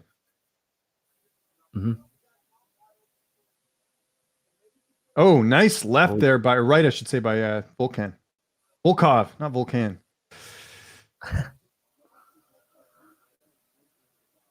3 minutes left in this round. We'll see if they can keep this up. Nice knee to the body there by Volkov.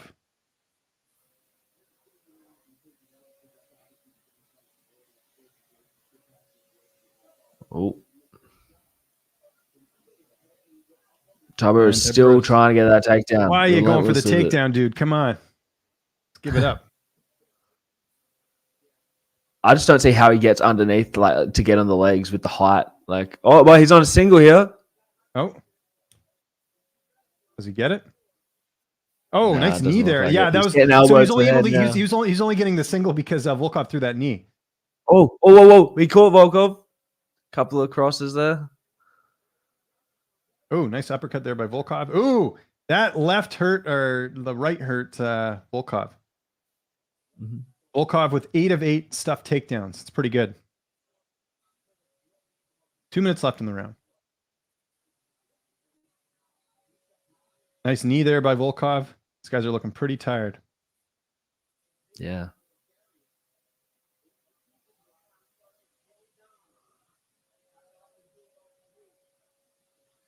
Nice kick there. These guys are really slow right now. Really slow. Deep breaths here, and we're only through round 2. Minute 40 left in the second round. I don't think I spoke so highly of Volkov, but I don't think he looks like himself in this. To be honest, no, looks tired, not using his range. Yeah. Oh, he's getting caught. That was a good left. I will say Tybura is looking a lot faster here.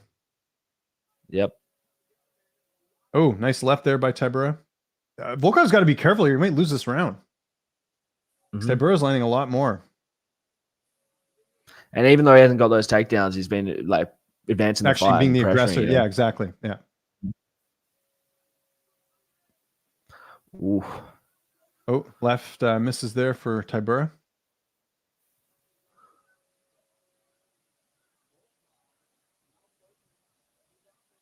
Oh, 50 seconds left. Nice kick to the junk, but Volkov sort of shrugs it off.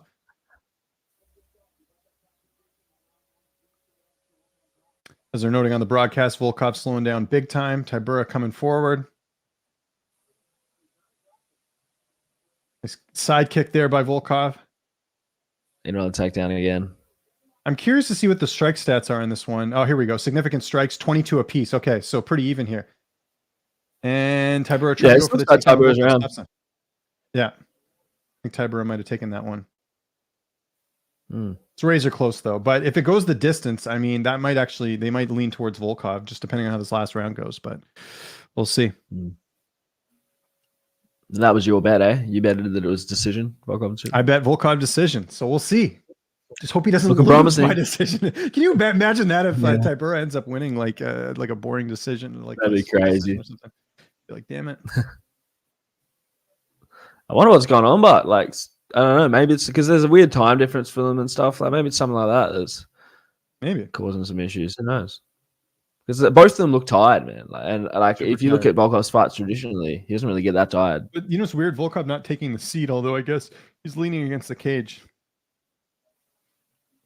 Wish I could see that. Instead, I'm watching an ad for some hair product or something. Yeah.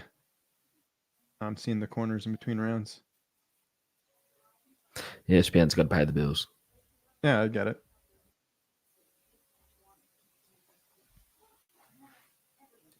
Okay. Yeah, Volkov taking deep breaths here, but he's got to do something. I mean, I think he might have lost that round, so this might be one apiece. See what Twitter thinks. Mm-hmm. See what people are saying. Yeah, a lot of people saying 1-1. So Tybura live wagering favorite entering the final round. Can he break the streak? Can he be the first upset? Actually, it's not the first upset, but yeah. Just reading a tweet there from Fight Ghost. My buddy Adam Martin getting on the broadcast. That's great. 1919, everyone's saying that. So Volkov's got to do something here. Oh, nice knee when he tried to shoot there. Lands the body, though. Oh, nice knee there by Volkov. Nice right there by Volkov. I think Volkov's just trying to counter everything Tybura's throwing, and I don't think that's a good strategy, but he does look tired, man. It's crazy. It's crazy because he went 5 rounds with blades, right? Yeah, and it's wrestling heavy fight, too. Yeah. Yeah, Felder's bringing up a good point that Volkov's just content on waiting to counter, but that's not a great move because Tybura's still landing those shots here. Mm-hmm. Might get thrown here. No shot. Not happening.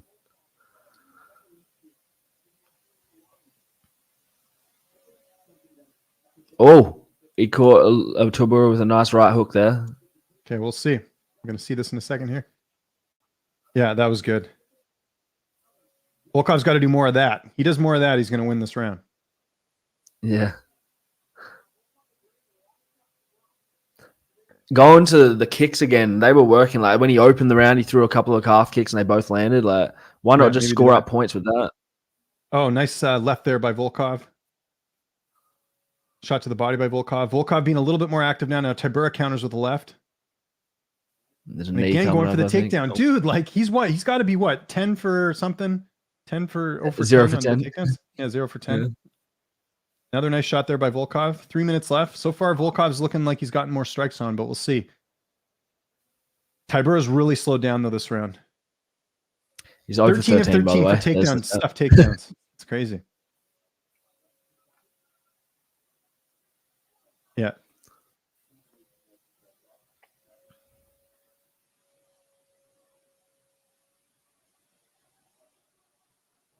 Ooh.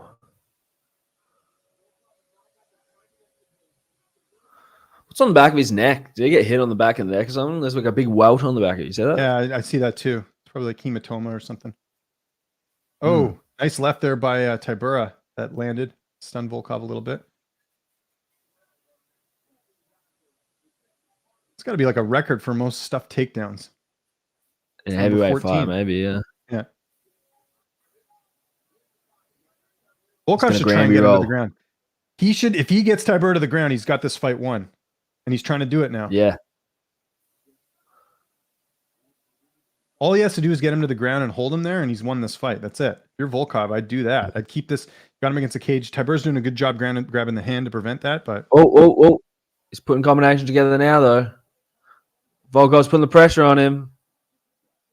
Let's see. And they're back to the middle. Minute 45 left. That's good. There we go. More of that, Volkov. Come on. But again, this was a prime opportunity for him to come in here and look impressive, and he's not doing it. If he wins a decision, which I kind of predicted, I thought it would be a little bit more dominant than this, but Tybura's done a lot better than I thought. But Tybura looks in better shape, if we're being honest here. Okay, now Volkov's turning it up. This is exactly what he needs to do to win this round. Just needs to, or to win this fight, I should say. Nice left hand by Volkov, or by Tybura. Turning to a windmill, spinning around. Spinning attack there by Tybura. Minute left in the fight. Something's got to happen here. Both guys really tired here. Oh, Tybura's caught Volkov with a little lead left hook there. Didn't do much though. Yeah. Now they're trading on the cage. Volkov got the better of it. Landed 2 nice shots. Yeah, Volkov now landing some good shots. Yeah, the strikes are not even close this round. Volkov 29, Tybura 14. 30 seconds left. Volkov keeps us at. I'm going to look like I know what I'm talking about. So what time are you at? Like, what's your time stamp? Oh, what timestamp right now? I'm seeing 20 seconds, 19 seconds. What are you at? Are you done? Nice. Well, I just skipped back 10 seconds because you can do that in Instagram Plus, and I'm at cool. 17 right now. So I'm like 2 seconds so behind you. Okay, no worries. It's all good. Yeah, we'll keep it at that. Okay, 9 seconds left. All right, should be Volkan 29-28. Kind of like I said, we'll see what happens here. Okay, We'll see. We'll see what happens. Not a great performance by Volkan. Volkov. Alexander Volkov. I'll just call him Alexander Volkov. Not a great fight. Yeah. What are you going to do? We'll see what the I'm just going to get another drink. Go back 2 seconds. You do whatever you got to do, man. It's all good. Again, Ryan Galloway joining us here from Low Kick MMA. You can follow him on Twitter at @GallowHey_. We'll get him to plug all his stuff at the end. One of my good buddies over at Low Kick MMA, where I also work. So there you go. I'll minimize the stream so you don't get copyright strike. Oh, yeah, no worries. Yeah, it's all good. There we go. All right, just going to wait for the decision, then we'll get to your questions after this. The next fight after this is going to be the Islam Makhachev and Dan Hooker fight. I can't wait for that one. It's going to be awesome.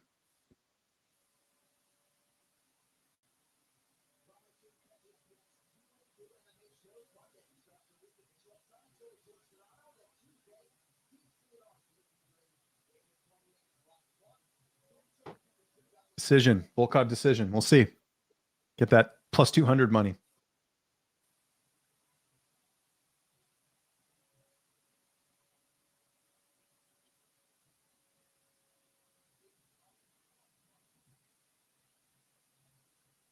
Sorry, guys. We're just waiting for the decision here. I'll get to your questions after. Appreciate you being patient.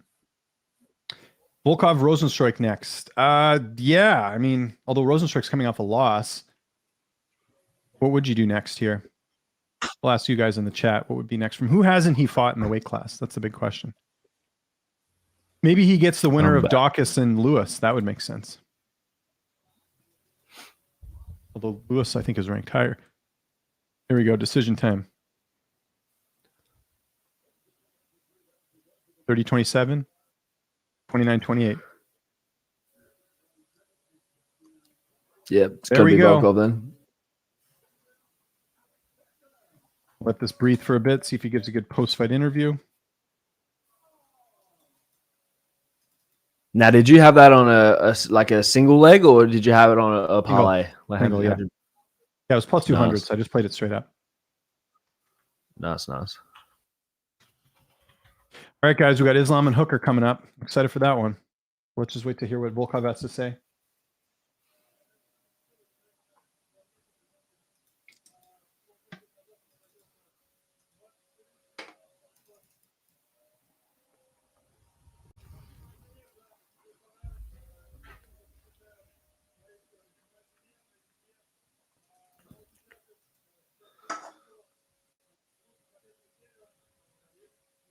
I'm one of the happiest men on the planet.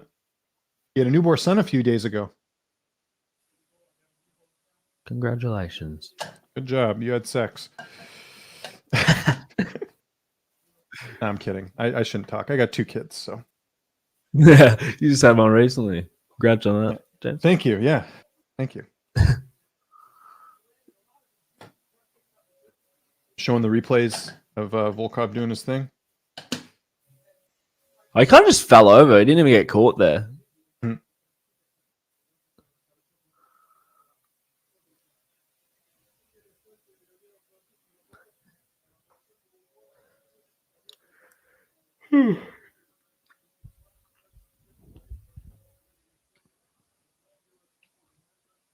Here's the crazy thing. So Sayat, who's doing the translation, he manages Petr Yan. So I wonder if he's got to work this event while also Yan's fighting. I wonder if that's the case. Curious about that. Mm-hmm. Anyways, he's not saying anything significant. I'm waiting for the call out. I think, yeah, I don't know what you do with Tybura. Here's Volkov, because he's kind of in that same spot as Blades, where it's like he's lost to top contenders, but he's beat everyone else. So it's like, what do you do from now? All right, let's do this Q&A here as we're waiting for the Islam Makhachev fight. Any questions, guys? Let's get to it here as well. Let's see. How is Makhachev striking? It's pretty good. I would say Hooker's probably the better striker, but we'll find out in this fight. Mm-hmm. That decision, let's go. Yeah, there we go. Volkov Rosenstrike. I mean, it's a fresh matchup. You could potentially do that one as well. So we'll see. I'm subscribed to Low Kick MMA. Good stuff. Great. We have a great team over there. Really good. I think we got one of the best teams in the game as far as I'm concerned with some of the interviews we're getting. I got Islam and Dan over 1.5 next leg. Yeah, I think if Islam wins, it's going to be a decision. In fact, is that plus money? Let me double check that. Make sure you get your bets in. I might even actually do that one right now if I get the chance. Because I don't know, like Hooker's not a guy, like Hooker went the distance with Poirier. Yes, he was knocked out by Chandler, but Chandler's that type of guy where he gets that. Is Makhachev wins by decision is plus 100. I am laying that in here right now. I don't think I made that bet yet. Let's see if I can still get on it. Plus money for Islam. I think Volkov Aspinall might be fun. Yep. Oh yeah, I didn't even think of Aspinall. Yeah, great call on that. All right, Islam wins by 3-round decisions. Only minus 105 on my book. Darn it. Oh well, I'm still gonna play it. We'll see what happens. I really do hope Dan Hooker wins, man, because everything he's going through, and also being in New Zealand, like a sister country to Australia, like I feel. I just want to see it to see everyone freak out, kind of like why I want to see Colby win next week, just to see everyone freak out about that. Oh, that'd be hilarious if Colby pulls that off. Yeah, imagine Colby's the champ. Crazy. Oh my god. Yeah, we'll see. Here's the thing with, I mentioned this, and again, you can take this forever, however you want.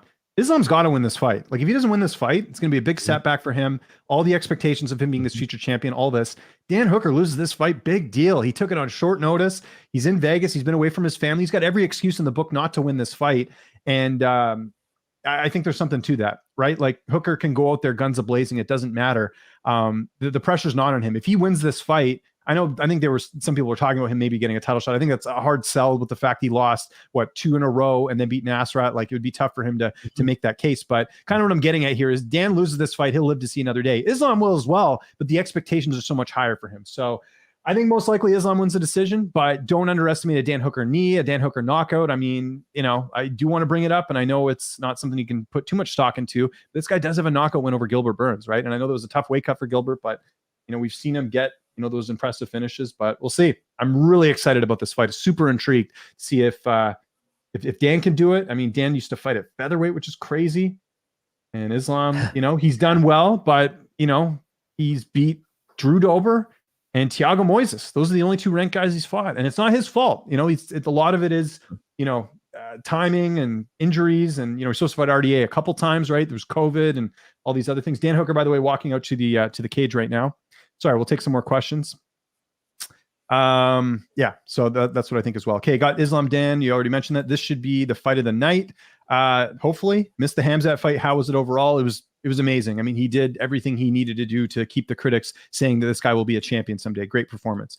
Could the winner be asked to be on standby for the title fight in December between Oliveira and Poirier? This fight?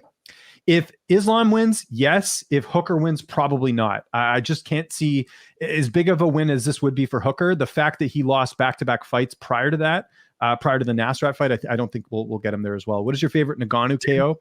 Oh, sorry. Go ahead. Did Hamza get hit in this fight? Like, I didn't even see him get hit once, No. That's wild. His strike differential is going to be insane. Yeah. No, I'd agree with that. What is your favorite Ngannou KO? It is the Stipe one in the last fight. I think was good, just because of the significance of it. Do you think Corey Anderson would beat Jan? No. Dan Hooker can knock some people in his division, but the thing is, Islam Makhachev is a difficult fighter. I think it's going to go to decision, but I'm excited. We'll see. Hooker's never fought anyone like Islam. Islam's never fought anyone like Hooker, in my opinion. But we'll see. Could be a complete blowout. That's what's so intriguing about this fight. I want Islam to win because we already have seen Hooker versus the top of the division, and I want to see more new contenders. That's a fair point. Do you think Fedor gets Bader in the rematch? I think Fedor might get a title shot. Why not? Colby wins. You would do a trilogy with Usman and Masvidal if he beats Edwards, goes to WWE. Sure. Oh yeah, Islam was the biggest favorite on this card today, minus 600. I think Chimaev was up there too. Dan wins. He should fight Dariush or Gaethje if he loses to Chandler. Fair by me. This is such a great fight that it could be main event on UFC card by itself. I agree. James, don't forget Islam's. Oh yeah, he had the Armin Star. You can win, but that I believe that was a short notice fight, was it not? Against Armin. So with the full camp, could have been different. But yeah, I'm with you there. Yuri said he was going to wait for the winner of Jan Glover. Do you think he's next, or does he need one or two more fights? No, he's next. Yuri is next for the winner of the main event. I'm almost positive because he was the backup. That usually signifies that you're next in line. Although I know we had Moicano as the backup for Ortega and Holloway, right? So you never know how they're sort of thinking with these things. But I think it just makes sense unless they want to do Yuri and Rakic. That would be another good fight too. Blake's cheering for Hooker. That was wild that Khamzat did, considering he had issues making weight. I agree. Francis versus Over in KO. That's another good one. I was at that fight actually in Detroit. Great card. It'll be like Khabib and Barbosa. Could be. Quealy or Freite. I like Freite in that fight. It was short notice for Islam too. That's true. But Armin had 0 UFC fights prior to that. So you got to think of that as well. Looking at how many strikes Islam and Khamzat have taken in their careers doesn't give me much hope for Hooker. We'll see. Styles make fights. That's all I got to say on that one. Okay. Islam's still walking into the cage right now, getting some final instructions there from Javier Mendez, from Rizvan, his manager. It's part of that dominance team. And yeah, there you go. Islam looking super composed. I am so excited for this fight, man. 5th longest acting winning streak in the UFC, 2nd highest takedown accuracy in late UFC lightweight history, 2nd highest significant strike accuracy in lightweight history, 58.8%. Insane. This is such a, in my opinion, this is a better fight than the RDA fight because I think Islam would have. I feel very cool. Just because Dan's got that threat of the knockout, whereas I don't think RDA has that anymore. Mm-hmm. We saw Khabib versus RDA, right? So we were kind of seeing like what that style matchup is, and it wasn't good for RDA. So I wouldn't imagine this would be too good either. Exactly. All right, this fight's about to start here. Let me get the timestamp in 1:40:13. Okay, let's do the tail of the tape. Okay, so Islam Makhachev 30, Dan Hooker 31, 5'10" to 6 feet tall, 155.5, 156 for Dan Hooker, 70.5 inch reach, 75 inch reach for Dan Hooker. So if this stays standing, keep that in mind. Can Hooker use the reach to his advantage? He's a little bit bigger than Islam, but again, it's all about stuffing that takedown. So we're going to find out early on how this fight's going to go here. Again, if you are watching this, this is my UFC 267 Hangout stream. I am James Lynch, joined by my good buddy, Ryan Galloway. Make sure you hit that like button, hit the subscribe button. If you want to submit questions, you got to subscribe to the channel. So just hit that red subscribe button at the bottom there. So waiting for Dan Hooker. We're going to hold off on questions until after this fight. So just keep your questions for now. I'll get to them as soon as I can. All right. They just announced Hooker. And I see your questions, signs, collectibles. Any 268 questions, save them for next week because I'll answer it there. I'm doing a full preview of that card on Monday. All right, here we go. Khabib in the corner. Makhachev. Minus 525 favorite for Islam. Huge favorite. Yeah.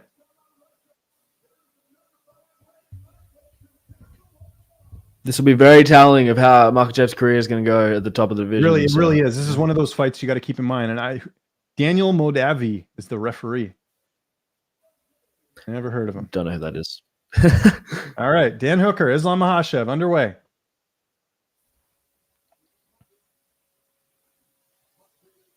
Here we go. All right, Hooker coming out aggressive. No touch of the gloves. No touch of the gloves. See if Hooker throws a knee, if Islam goes for that takedown, a la Masvidal Askren. Mm-hmm. Hooker in the black, Islam Makhachev in the white and gray shorts. White and black, I should say. These guys are so fast. They're circling right now, big time. He's so long, man. Hooker is. Oh, nice jab there by Hooker. Oh, here we go. And Islam gets a takedown, and Hooker is just sitting on his butt. And double leg takedown. We'll see how DC's commentary is on this. Obviously, he's good buddies with Islam. We'll see if he gives Hooker any props, but we'll find out. Islam right on top where he wants to be. Hooker on his back. Not a good position. Hooker trying to push him off. Hooker's got his legs underneath sort of Makhachev's stomach trying to push off, but Khabib right next to Islam. So that's like a bad spot here for Hooker. Khabib giving him all the advice he needs.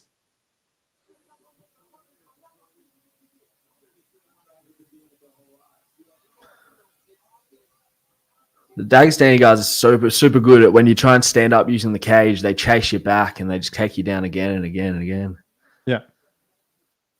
It's probably why Hooker's like being pretty reserved and not really trying to get up too much, you know? Yeah, exactly. Let's look at Hooker has never been submitted in his career. It's actually, he has back in 2012, way before the UFC. So we'll see if. Yeah. So right now, Islam's just sort of blanketing him right now. And I think he's trying to go for it. Looked like a Kimura there, but I don't know what he's doing here. Yep. Yeah. He's trying to push the knee down and pass him out. Yeah. Oh, and he's back on the Kimura, is it? Yeah. He's trying to get it there. 2 minutes, 53 seconds left. Oh, it looks like he's almost got it there. Out. Oh, he's getting it. Yep. He's getting it. Khabib yelling something. Oh. I think it's going to be over here. It's going to be over here. It's over. First round submission win for Islam Makhachev, who submits Dan Hooker in the very first round. Very, very, very impressive performance there from Islam. Very impressive. That's insane. Hey, both Khamzat and Islam, they showed out tonight, so props to them, you know? Yeah, really good win there for Islam. I think Dariush is next. I think that's the fight, right? He's the only one without a dance partner right now. You could make the case for a title shot since it was a first round finish, but we'll see. We'll see what they decide to do there. Right hook and right to the takedown. So.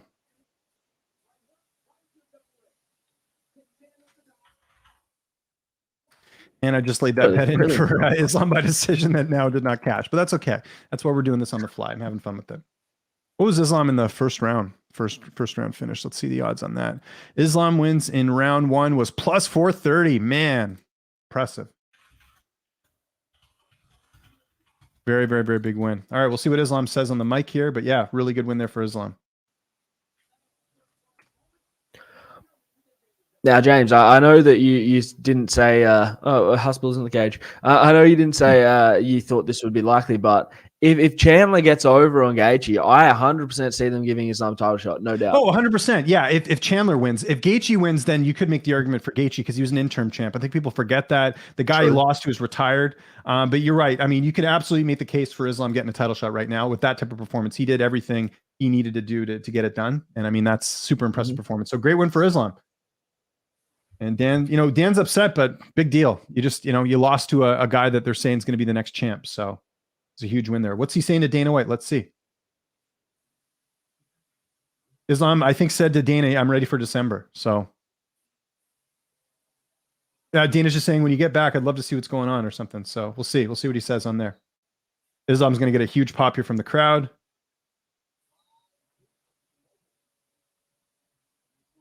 All right, let's see what he says on the.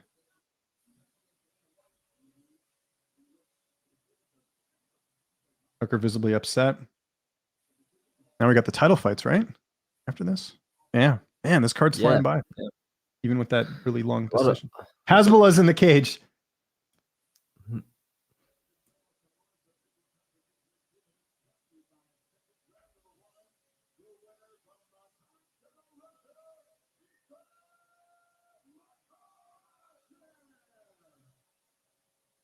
There Islam with a big smile on his face.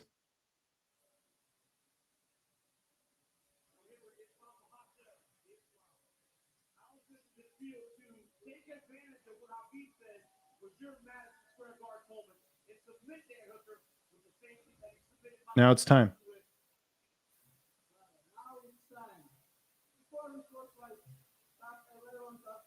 Now I have to talk.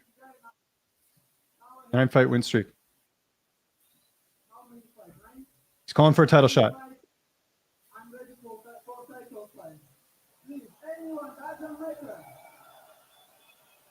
Division's a little bit asleep.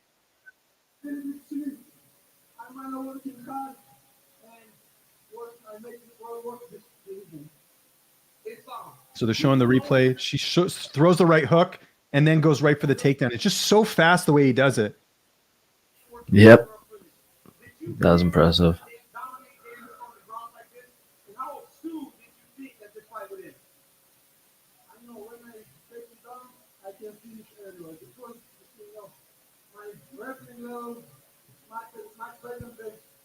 Yeah, it was really impressive. Says he has the best ground game in the division. He's probably right about that. Mm-hmm. He's saying, why should he fight? DC's asking him, why should he fight for the championship over the winner of Gaethje Chandler?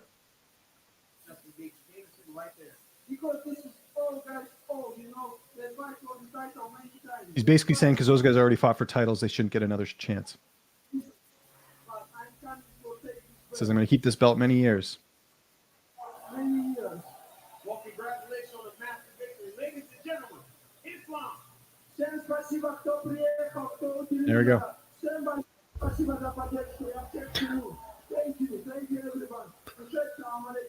Very cool. Yeah, it was good. Good, great performance. I mean, Islam is as advertised, so that was a big win for him. That's what he needed. He needed a win over a really, sort of solid ranked opponent there, and he got it done here. Let me just get the timestamp here, 149. Your comments are going to be on fire now. What?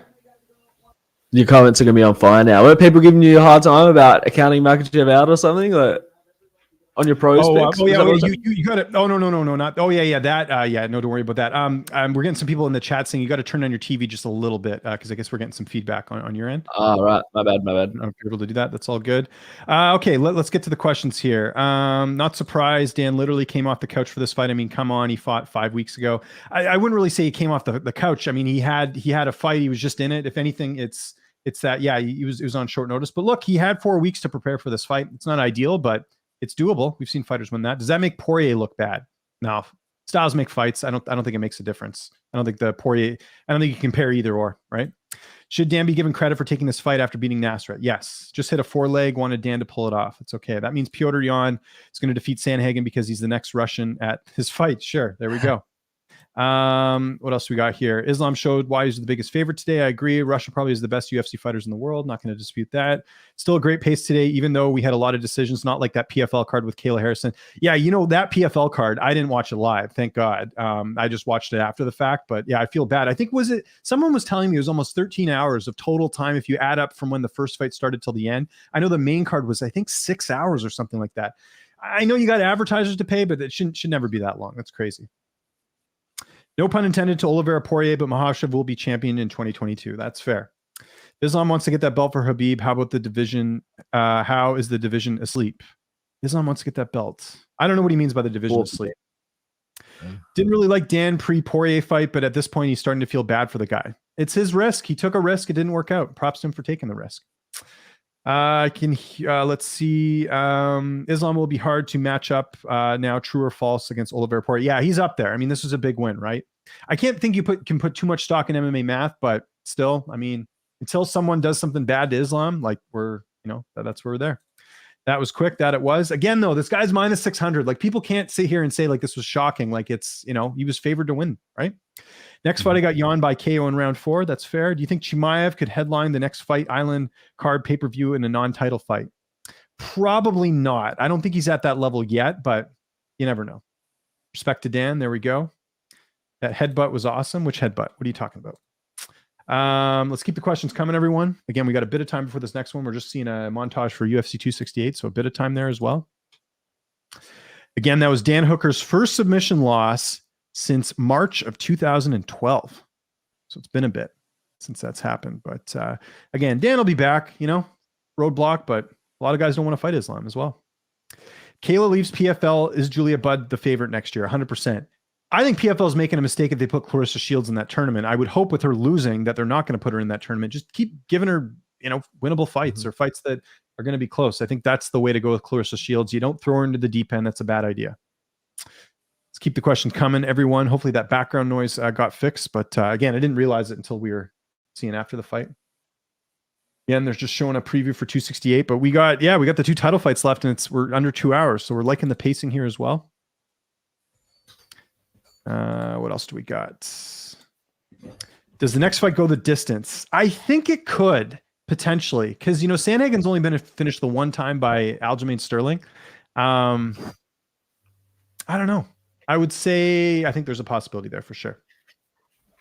Tank, I already talked about the Burns Chimaev fight. Why I don't think that makes sense. As much as I like Poirier, Oliveira beats him and Makhachev. I like Oliveira in that fight as well. Did Shields' opponent win 1 million? No, Shields isn't in the tournament, so there's no 1 million on the line. I think Chandler beats Islam easy, but Dariush would lose, in my opinion. I don't think Chandler KOs him easy.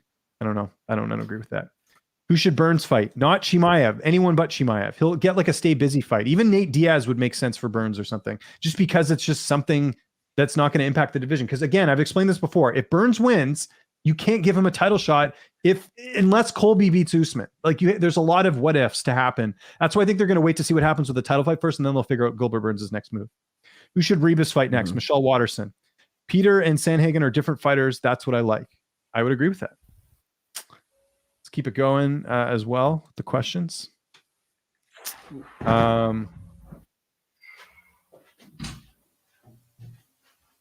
Let's see what we got as well. As far as some of the comments.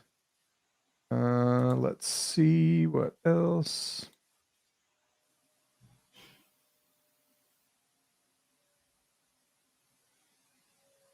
All right. Would Cory have a chance to win if Jan's mind is already on the rematch with Aljo? The narrative for this fight has been Aljo is the chicken. He faked next issues. He says he doesn't even want to fight Aldo. I don't think Aldo's in his mind other than when people ask him. So no, I don't think that's a factor at all. Did Dan tap verbally? It didn't look like it. No. Someone compared Hooker to Cowboy at the press conference. I guess Hooker would take offense. I would. He's turning into Cerrone. No, he's not. Hooker just, listen, he had an opportunity to fight a guy that a lot of guys don't want to fight. Hooker's not constantly doing this. He's just taking fights. He just took this one fight because he wanted to keep active. He couldn't go home. It's kind of like, because here's the problem. If Hooker didn't take this fight, then people are going to say he's scared to fight Islam. But he took the fight, he loses. Now it's this whole thing. Oh, he's like Cowboy. He's not like Cowboy. Cowboy was taking fights to keep active. Hooker couldn't go home because of the COVID thing. So it was a good situation for him as well. So no, he's not like Cowboy Cerrone. Burns should fight a contender if he wants to fight for a title. Tank, you're missing the point though. Burns cannot fight a contender right now because if he does, then you're in this, you can't do the Usman rematch. So he's got to just get like a stay busy fight. Even if Burns wanted to move up a weight class or something, I think that might not be the worst move ever. Just he can't be fighting like an Edwards or Luke Hay or any of these guys because like it's just going to impact the title picture. I thought Sandhagen would beat Dillashaw. So after seeing him go 5 rounds with TJ, there's no way he wins this fight with Jan. I wouldn't say no way. I mean, Sandhagen finishes guys that you don't expect him to finish, but I think the fact that Jan hasn't been finished in his career leads to the fact that I think he's going to win the fight. Do you think Usman's coming out party was the first Colby fight? No, his coming out party was him destroying Woodley and winning the title. Burns versus the loser of Covington Usman. Sure, that makes sense. Should Islam get the next title shot over Gaethje Chandler? Not if Gaethje wins. I think Gaethje has a strong case because he was a former interim champ and the guy he lost to is retired. I think you could make that argument. But if you wanted to go Islam for the title shot, I don't have a problem with it, with what he did tonight. If Rose wins... He just threw shade on Twitter, Gaethje did. He said, suck it harder, DC. So Gaethje said about that post-fight. This is where things are going to get interesting because obviously they have the same manager, right? And there's going to have to be some bad blood at some point. And I'm just curious to see how that manager, who I don't want to mention, navigates through all that because it's going to be very interesting, right? Because that's what happened with Chimaev, and now he's not with him anymore, right? There was that whole beef with him and Habib, so he ended up leaving him. Mm-hmm. If Rose wins, Weili Joanna main event on a TV card. Sure, but Joanna, I don't know what's going on with her. I think she wants to get paid more. She feels like she deserves a title shot. There's a lot of stuff going on as well. We're seeing some really weird promo here for, looks like the next UFC video game or something. So that if people are wondering what's going on, that's going on. The updated rankings will put Chimaev like on number 5, just like they did with Islam. Probably. I would agree with that. Hooker should have wrestled Islam first to throw him off his game. No, you don't go into someone's kryptonite. That's like saying, why don't I go grapple with Damian Maia? It's not going to happen. Why did the ref stop it, James? I didn't see a tap. It could have been a tap from the angle we saw it. I don't know. I think it was some. Chris was asking, was there a verbal tap from Hooker? I didn't see it. Did you? Nah, but that arm was gone, man. That was done. I think they just knew that it was, his arm was done. Yeah, his leg was over the head. He wasn't going to pull it out. It was all over. Dan had a bad night at the office. It happens. I agree with James. If Islam was hard to match up now, get ready for him to have a harder matchup. Exactly. I don't think you can put, a lot of people are going to say, Dan sucks. You should go to Bellator. Look, he fought a guy that a lot of guys don't want to fight. And there's not a lot of upside, right? So, Dan's a good fighter. Should Wonderboy retire? No. I think Wonderboy should fight Chimaev. That's why. Master of Sport in Boxing. Not sure what that means, but didn't know Jan did boxing. Is that what he has a Master of Sport in Boxing? It means 100 wins. Oh, okay. Oh, I see. From memory, yeah, it's 100 wins, I believe. That's why we got Ryan here. I don't know these things. I need some help every once in a while. I might be wrong though, so let's hope I'm not. Who would Dan match up with now? Gregor Gillespie, or is that harsh after Islam? It's not harsh. You should fight a ranked guy. I think Gillespie makes a lot of sense, actually. Although he's linked to a fight with Arman right now, right? I think Dan's going to get some time off regardless, or unless he wants to fight on the Izzy card with Whitaker, maybe that's an option. But yeah, he'll get a ranked opponent next. If Usman wins next week, is he a fighter of the year? It depends how he wins, but yeah, I think he's up there for sure. Hope we don't have any issues with these 2 title fights, Zaleski dos Santos and Benoit Saint. No, we won't, because that referee's not reffing anymore. Khamzat, Volkan, Islam, next Petr Yan. I think Yan's going to win. He's the favorite. What do you make of DC putting words in Islam's mouth? What's that? I was wrong. It's not 100 wins. It is a award typically awarded to someone for competing at a national level and in the Soviet Union and being good. Basically just being a good Russian fighter out. So don't know how much stock I put into that, What did you make of DC putting words in Islam's mouth? How so? I don't really know what he means by that. Did I miss something? Gaethje's the most delusional fighter ever. Don't agree with that. I think you could probably find some other fighters who might have said some crazier stuff than what Gaethje said. I think he's just saying that to keep himself in the news. There's going to be a million articles written on what he just said right now. So the ref just stopped it to avoid permanent joint damage. Blake is correct. Kayla goes to the UFC, immediate title shot, or one fight to introduce her to the UFC audience. She'll get one fight in. No one comes in and gets a immediate title shot. Maybe there's someone I can't think of, but has there been someone from another organization that immediately gets a title shot? Did Nick Diaz get an immediate title shot? I think initially he did he not? He fought Condit. That was an interim title fight. I don't know. I'd have to look at it. Right. Justin and DC back and forth. Are they going at it on Twitter? I didn't see that. Are you surprised Usman is a 3-1 favorite over Colby? No more excuses. Overrated Covington. I'm not. He's been a lot more active than Covington has. He's finished 2 of his last 3 opponents.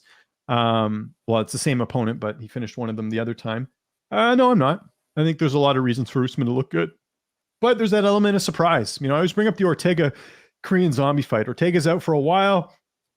All signs were pointing to Zombie outstriking him on the feet, and it's Ortega who outstrikes him, and he got better in that time off. Maybe Colby's better. Maybe the time off has been good for him. Maybe the fact that he's not at ATT and at MMA Masters is a better fit for him. We'll find out. I'd still feel better about picking Usman, but you never know. The first fight was close. A lot of people will tell you that fight was a different way because they don't like Colby Covington. They'll tell you that Usman dominated the whole fight and then he broke his jaw. He broke his jaw. He finished him, but it was a close fight. I had it 2-2 going into the 5th. I think, it was some of those rounds could have gone either way. I get you don't like Colby, but you got to put the commentary on mute. You got to put the social media on the back burner, and you got to just watch the fight for who these 2 guys are. It's the same people who said that RDA beat Colby. He didn't, not at all. So that's how I feel. It's a close fight. I like how they put the interim belt with Yan and Sandhagen because they know Aljo didn't win the title in legitimate fashion. True enough. We're not going to entertain the Aljo talk here tonight. I'm exhausted with it. Honestly, it's so dumb. Here's what they should have done, and I'll say this for the 50th time. When that fight happened with Sterling and Yan, they should have just made the title vacant. You leave the title vacant. No one gets their feelings hurt, whatever. Here's the reality of that fight. Petr Yan did something illegal. He should be punished for that. Does that mean Sterling should win the title? No. It should mean that the title's vacant. It doesn't mean Yan should keep his title. When Davidson Figueiredo missed weight against Joseph Benavidez, guess what? He beat Benavidez, but he didn't get the title. The same thing should have happened there with Sterling, in my opinion. Would have avoided a lot of issues. But yeah, it's, he wins tonight. Everyone's going to say undisputed champ, whatever. He still made a mistake in that last fight. You can't ignore that. Don't make Chimaev versus Wonderboy. I don't want to see Wonderboy get beat up again. Well, who's Wonderboy going to fight? How old's Wonderboy? He's almost 40. What do you do with Wonderboy at this stage? He's not a contender anymore. He proved that in his last fight. I like Thompson. It's not me trying to hate on the guy. I'm just looking at the optics of the division. It's passed him by. He's 2-2 in his last 4 fights. He is 38 years old. I just don't know what you do. He's got to fight up and comers at this point. He lost to Burns. His opportunity to be a contender is no longer a thing.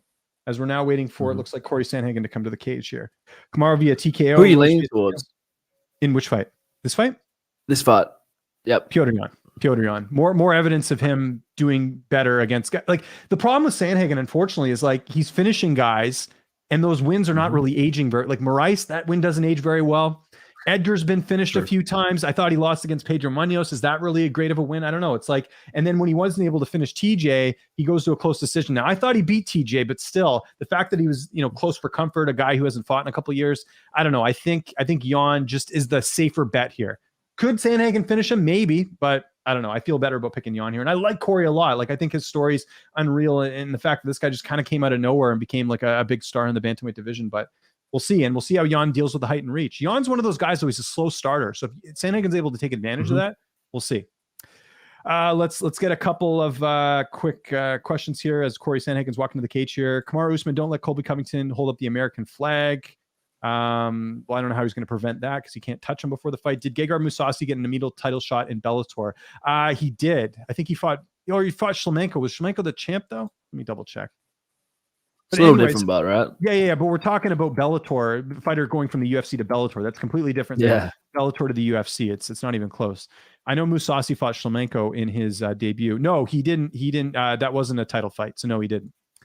Which underdog is most likely to become champ? Out of these two, Glover's more likely, I think, than Sandhagen personally, but we'll see. Maybe I'm wrong here.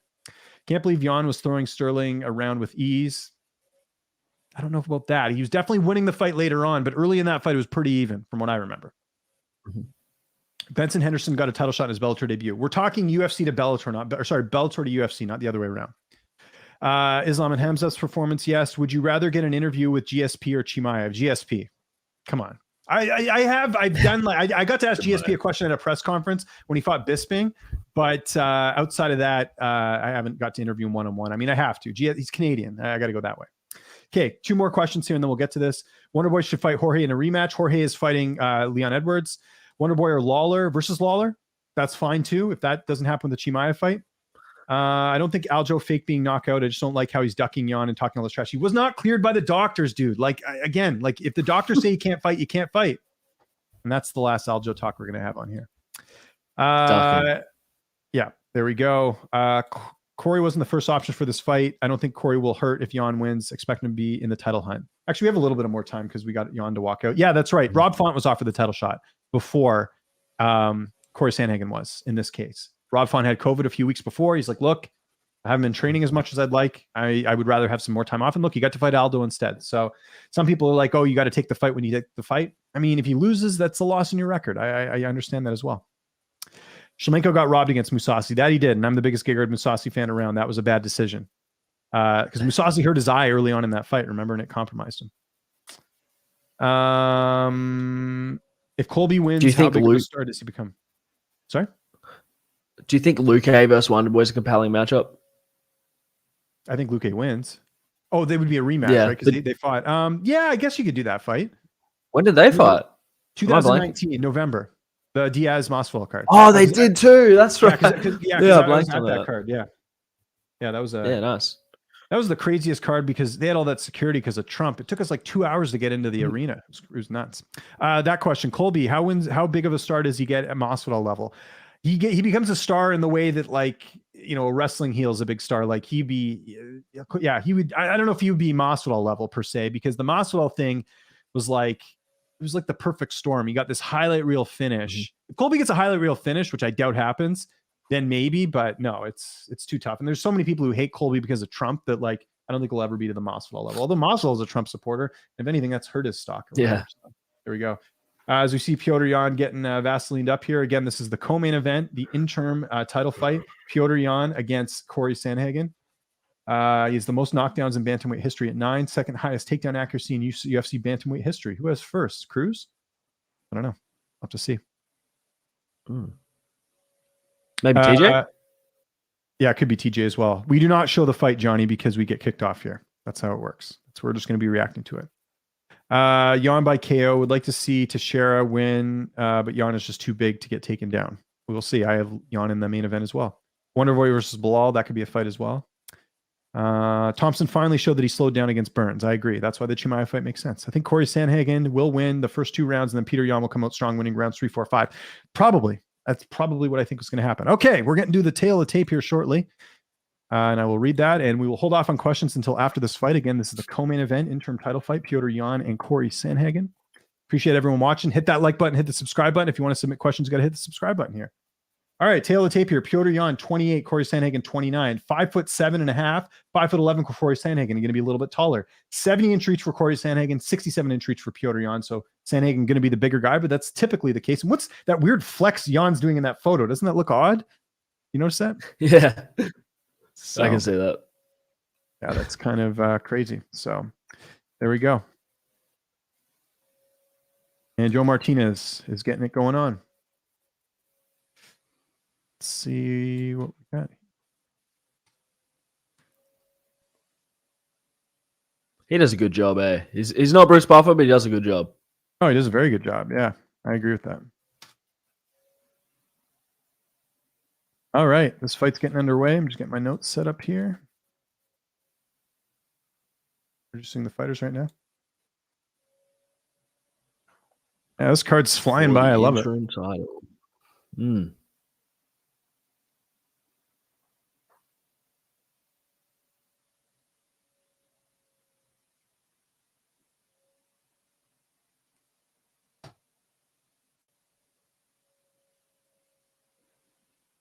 Sandhagen looks focused. A little bit of a beard for this fight. Man on a mission. Mm-hmm. Yeah, if Sandhagen wins, this totally messes everything up. But it'd be interesting, right? Because then you get the Aljo rematch. I mean, there'd be so much at stake here. So, would you get the Aljo rematch though? Oh, you would, because it's an interim. But then where's that leave TJ? It's so weird, man. Yeah, TJ would get the winner. We'd get the rematch that we wouldn't want right away. I don't know. Yeah, who knows?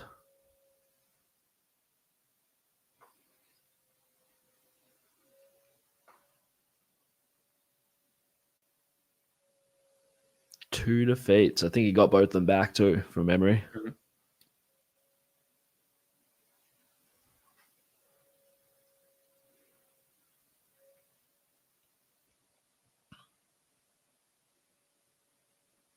Black belt in shadow boxing.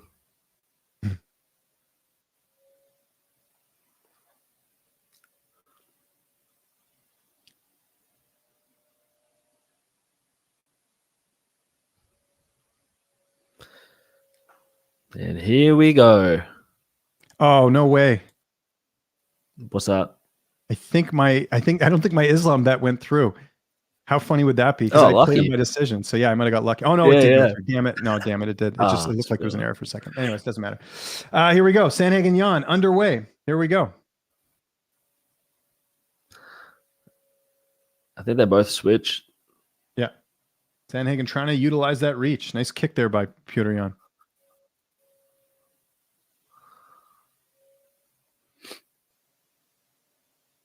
Oh.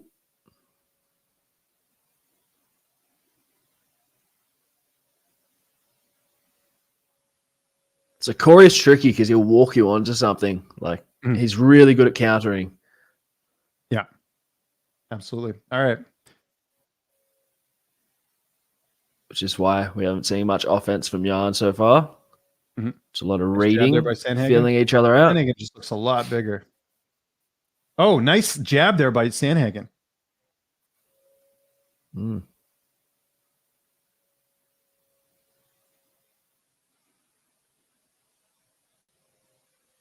Sandhagen's super smart guy, man. Have you ever heard him on that Rogan podcast, man? Just so cool to listen to. The mindset. It's a big weapon he has as well. Like I know people are going to say it's kind of silly, but the fact that he's able to adjust so well. So yeah. Kamaru Usman giving a voice of support here for Cory Sandhagen. They do train together. Nice. His switching is really clean. Yeah. He flows between stances. Feel the tension. Oh, look for an oblique kick.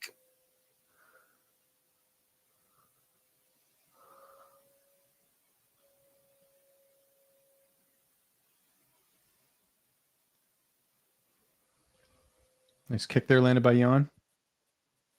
Sandhagen really utilizing that reach well. Mm-hmm.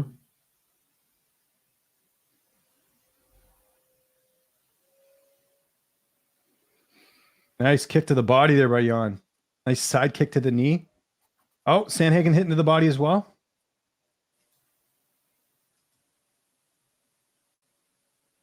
Oh, nice left there. I think that landed on Sandhagen.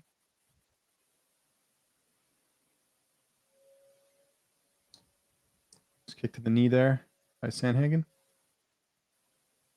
Yeah, a little bit of everything in this fight. Good striking, good kicks. Oh, I thought Jan was hurt for a second there. He wasn't. Nice front kick there by Sandhagen. And Sandhagen go for the takedown. Does he get it here? We will see. He's got a pretty good grip on Jan. He pushes him against the fence.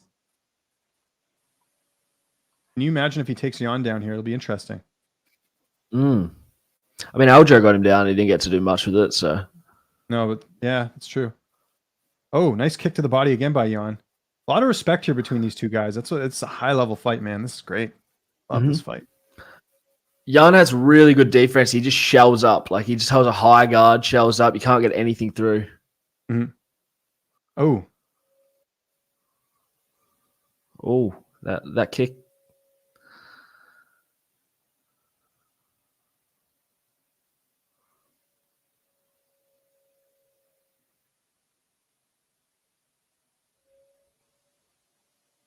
Whoa, whoa, whoa, whoa.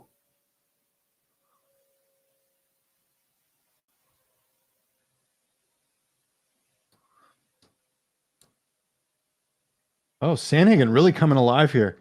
Nice right there. He's definitely the aggressor. I'm curious if he can keep this pace up because it's a pretty fast pace he's got so far. And he's smart because Jan, like we mentioned, a bit of a slow starter in some of his fights. Oh, Sandhagen really taking over here, man. Nice front kick. Jan's face already pretty red.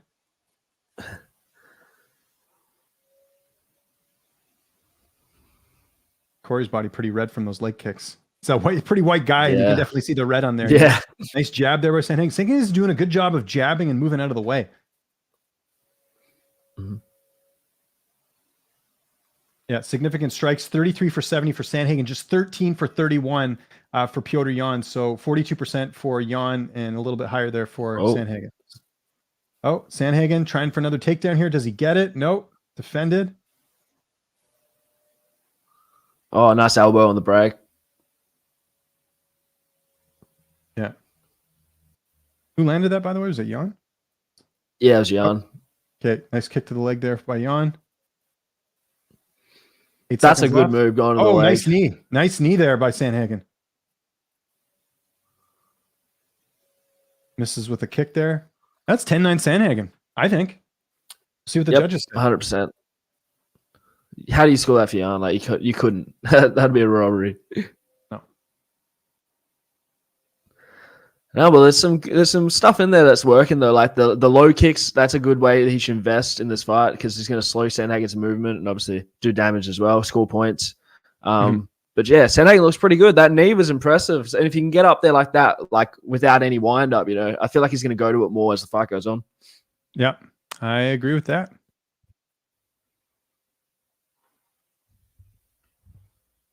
Let me know how you guys scored that first round. I think most would agree that is going to be for Cory Sandhagen. What is up, Aaron Weinbaum? How you doing, buddy? The man behind the Ally Quinta Realty account. And he also hosts the Call Me Out show with Ally Quinta.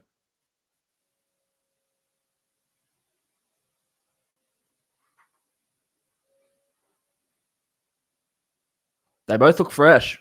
Yeah. Oh, yeah. Great cardio for both of these guys. Jan looks a little like I got to do something.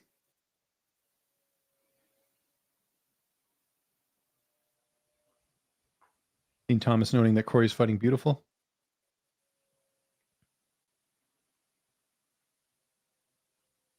Oh, a good body kick. Yeah.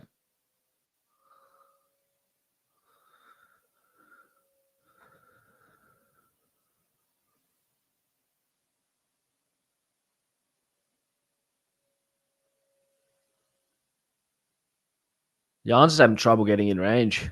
Yeah, he is. And again, that's something we talked about with Sandhagen having that reach advantage.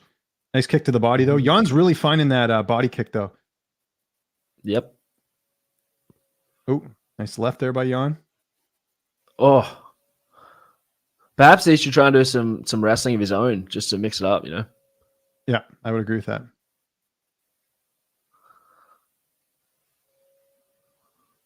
Nice shot to the body again by Jan. Oh. Oh, Sandhagen got Jan against the cage a bit.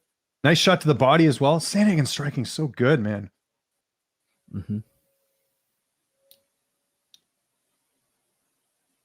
Ooh, nice body kick again by Jan. Jan is finding a home for that. You see Sandhagen's left side really red. Nice. Sandhagen counters with his own body shot. Another body shot that missed. Nice left hand by Sandhagen.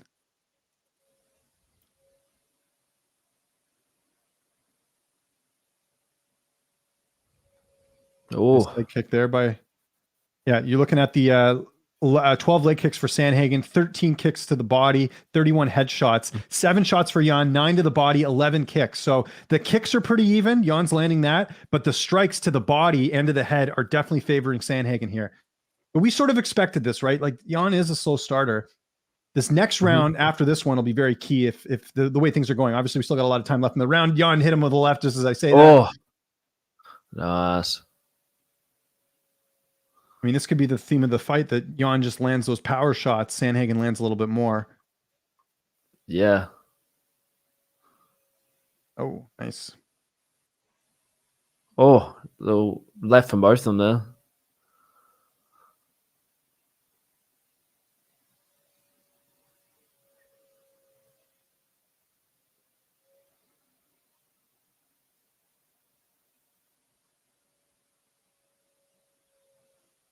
Yeah, his stomach is so red from those kicks, man. Yeah.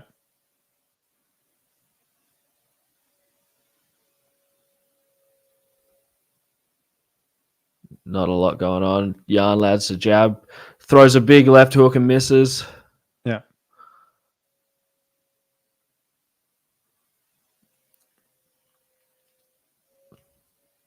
Oh, nice jab. Mhm. Nice cross.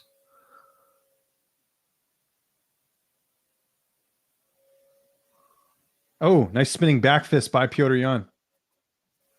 Oh, with the left hook behind it. That was sweet. Yeah.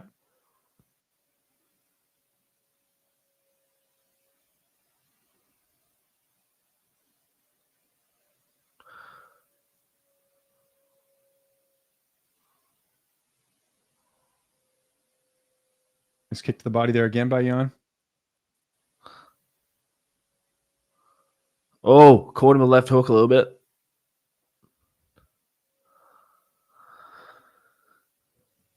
Sandhagen again going for the takedown, and Jan's going to stuff it.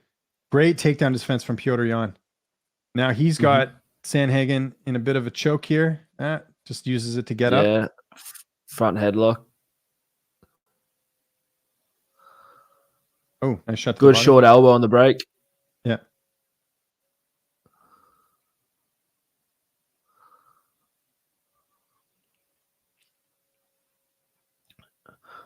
Knee doesn't land. Looks like it landed, but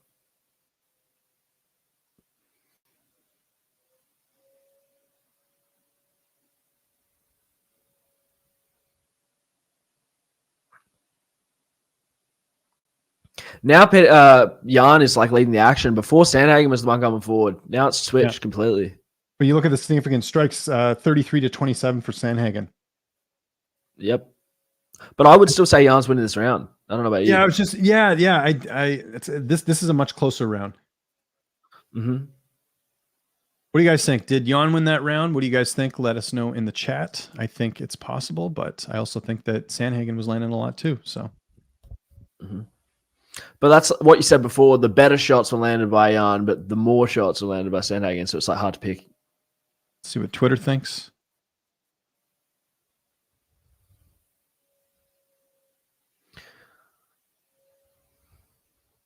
Yeah, I think it's 1919. That's what a lot of people are saying right now too. So we'll see. So yeah, Sayat not in the corner because he's doing the translation for Jan. Wonder if that was his choice or not, because normally he is in his corner. I know he's his manager, but still, I know he can give that as well. Yeah, that second round was pretty close, man. Mm-hmm.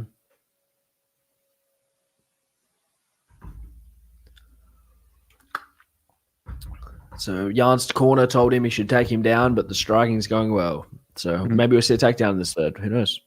Yeah. I think it'd be a good move, man. Like if he can get him down, that'll be like huge, you know?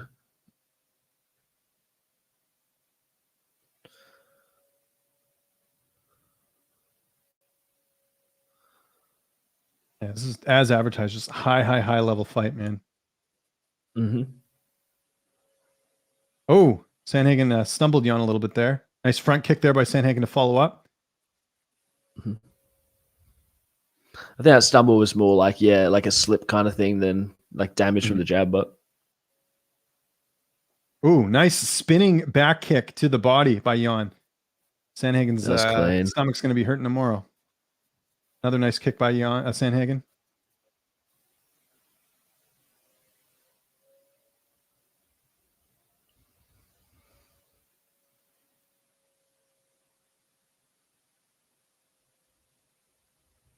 Nice left there by Jan.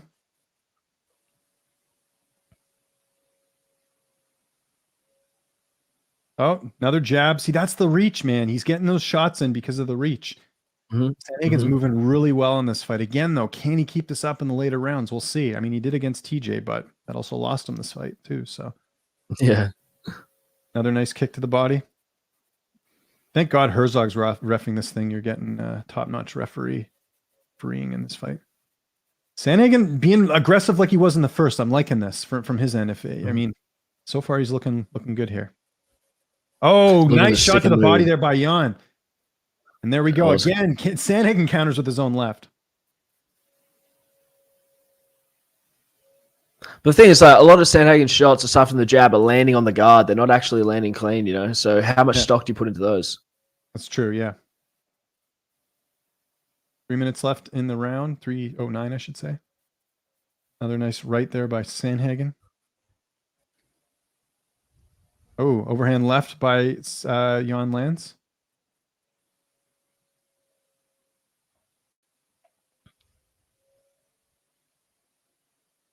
Oh, nice left. That hurt Sandhagen a little bit. Another nice left. Like a shovel Sandhagen uppercut. counters back, and that sort of woke up Sandhagen. He comes forward pretty well.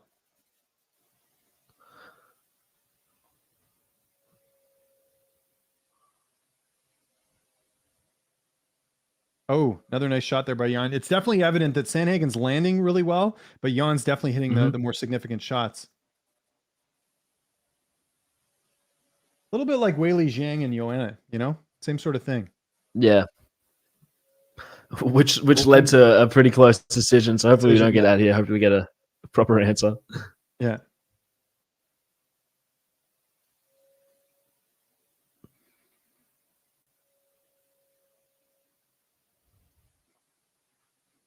I wonder if he tries to mix in the wrestling like this late in the round. Let's see. Maybe, but then also he stuffed a bunch of takedowns. Maybe you go for the wrestling later in the fight when there's less energy. I don't know. We'll see. Yeah, who knows?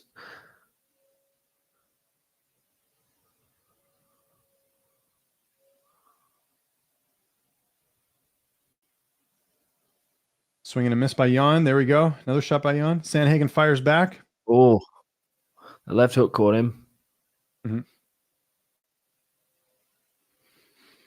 Kick by Jan misses.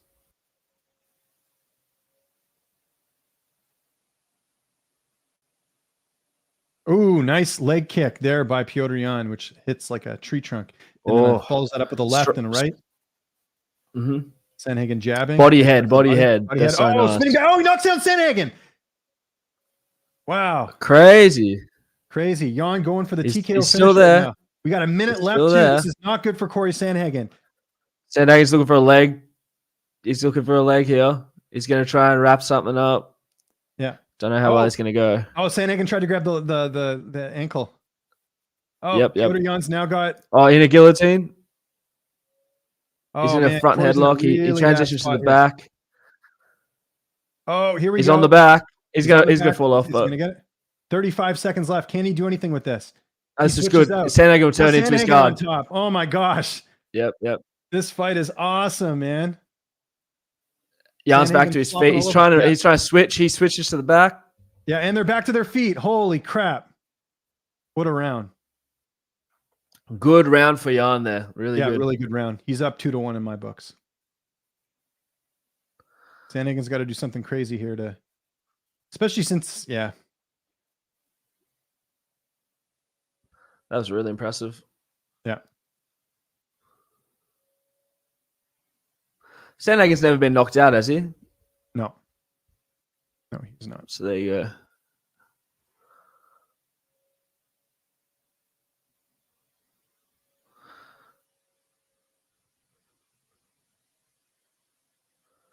Awesome fight, as advertised. 29-28, Jan. Joseph, you are on the money, man. This is, that's the correct scorecard right now. Let's just hope the judges have the correct scorecard too. Oh, I'm sure they will, especially with Jan as well. True, where it is. But Cory recovered really well, especially like being in that bad position, having his back taken, getting. There we go. It was the. I was trying to figure out the shot that knocked him down. Oh, it was the spinning back fist that knocked him out. Yeah, it was spinning back fist and then a follow-up shot that landed. Yeah, left hook.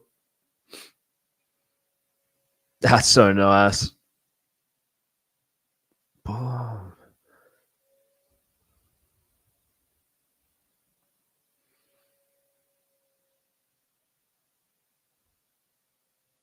Championship rounds right now, as Anik points out. 4th round. Again, we both have Jan up 2-1, 29-28. Interim bantamweight title on the line.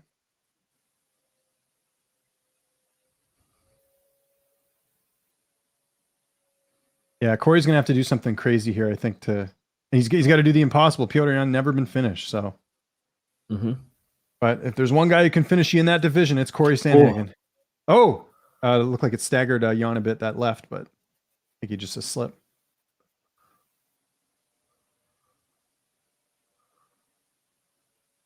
I think that's a lot to do with like Jan's style of like striking. He's such a tall like boxing stance, so if he's moving backwards too fast, he just gets like off his feet a little bit. Yeah. Oh, nice left there by Petr Yan.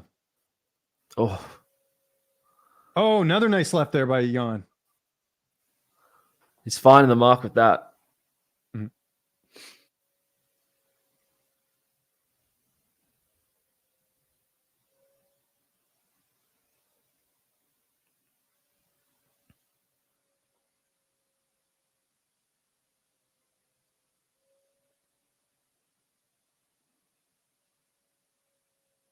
Oh.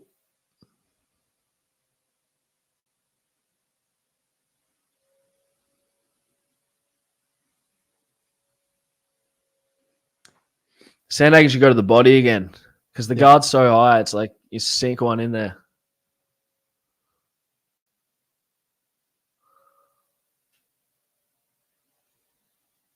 Nice, another kick to the body there for Jan. Another shot. Yeah, Jan, this is typical Jan right now. You know, usually where he starts to take over.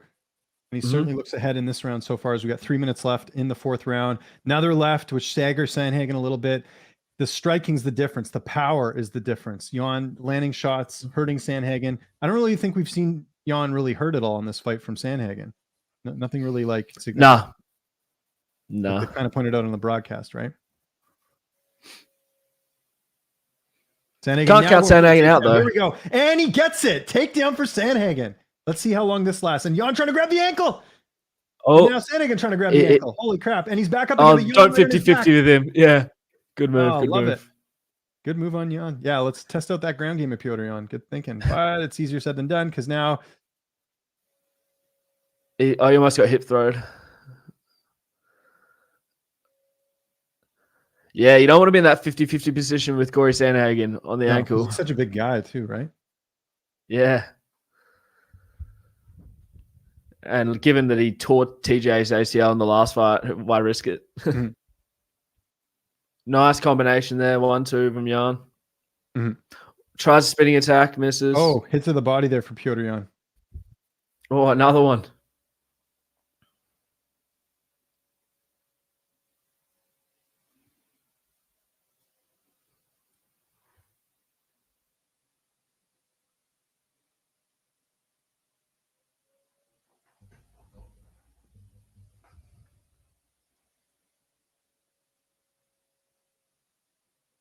Oh, he's putting the pressure on now.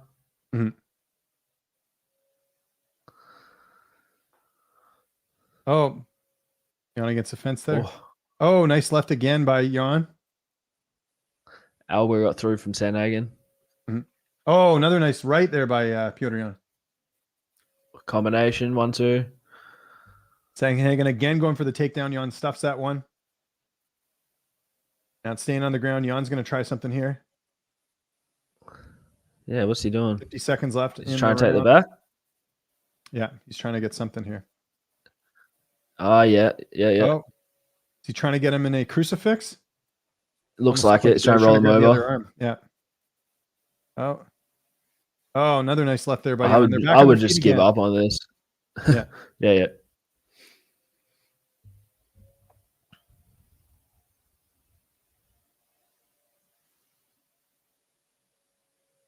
Almost like set that knee up the center there. Yeah. Another nice kick there by Petr Yan, which lands. It's another round for Petr Yan. He's up. Cory needs a finish. He's got to do what no one else has done, right? Let me double check that. I'm pretty sure Jan's lost twice. One was the Sterling fight. The other one was Magomed, which was the only time Jan's ever been finished was in his amateur career, and that was a knockout in the second round. I think we're seeing a Petr Yan decision here. Super well-rounded. And I was wrong before. I said that he'd gotten back both those wins. I forgot one of them was Sterling. So, yeah, hasn't got that one back yet. Technically, it's a loss, yeah. But he did something illegal. There maybe we'll see it. Yeah. Yeah, he deserved the loss. Again, if you're watching, hit that like button, hit the subscribe button. We're going into the 5th round of the interim title fight between Petr Yan and Cory Sandhagen. If you want your questions answered, you got to subscribe to the channel. It's as simple as that, and we'll get to it as soon as we're done this fight. This is the co-main event of UFC 267. I'm James Lynch. He's Ryan Galloway. Thank you so much for watching. Appreciate it. It's been a fun night of streaming. No trolls. It's been awesome. Yeah. Always good when there's no trolls. Yeah, you get those every now and then. Oh, Sandhagen talking some smack at Petr Yan now. He's pissed. I don't know why I'd be doing that when I'm down 2 rounds, but hey, if he needs that to G him into the zone, get him to get that finish, why not? Imagine that 5th round Sandhagen is like a thing. All right, Sandhagen, it's if he now gets or never. finish, Can you imagine? He's going to have a rough road back to a shot if he loses this. Yeah. Oh, yeah. Especially given the situation, the logjam.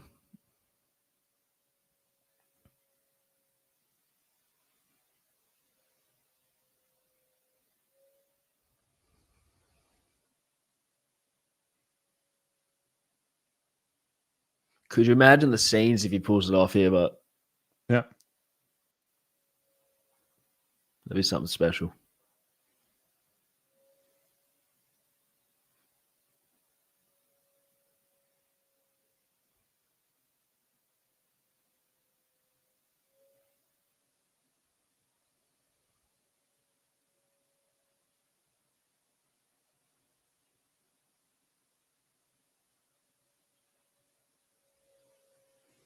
Back to the leg kicks for Yan. Yeah. So I realize I got to talk here. Sometimes I just sit here and watch this fight because it's so amazing. So yeah, Sandhagen, some blood down the nose, throwing up that flying knee, which landed but didn't do much to Yan there. Look at the pace in this 5th round. It's crazy. Guys are still going at it like they're fresh.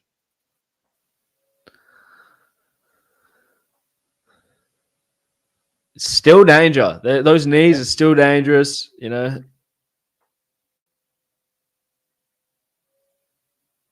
Oh.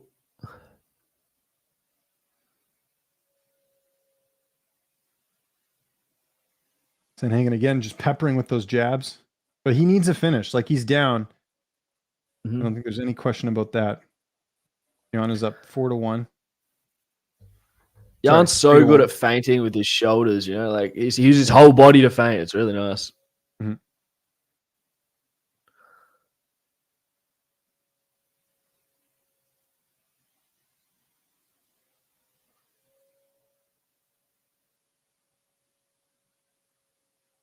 Oh.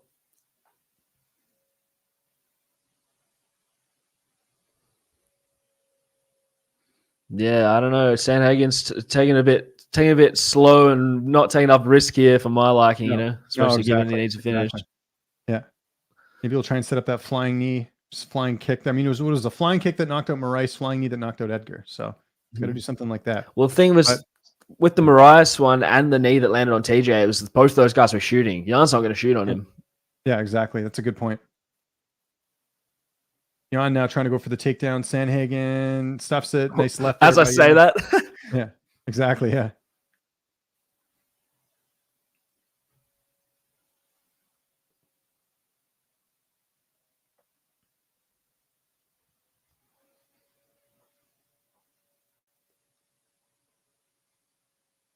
So how was the judging on the prelims? Was there any robberies? Or was it all pretty good? No, it was all pretty good. We didn't really have any controversy with that, which was good. A couple That's finishes on the prelims as well. There's a really bad ref stoppage on the Oh, head kick for Jan. Yeah. Yeah, right. Oh, nice left there by Sandhagen. Yeah, Cory's got a minute and 40 left to do something significant here. Jan again landing here at Sandhagen, firing back. You can see Sandhagen's right eye. There's a bit of swelling underneath it now. Mm-hmm.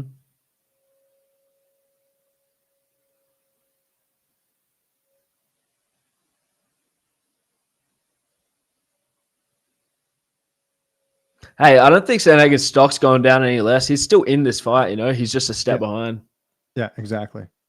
It's not like he's like there's been no points where the fight's been being close to stopped or anything like that. Like it's a competitive fight. It's just like you said, a step ahead. Mm-hmm.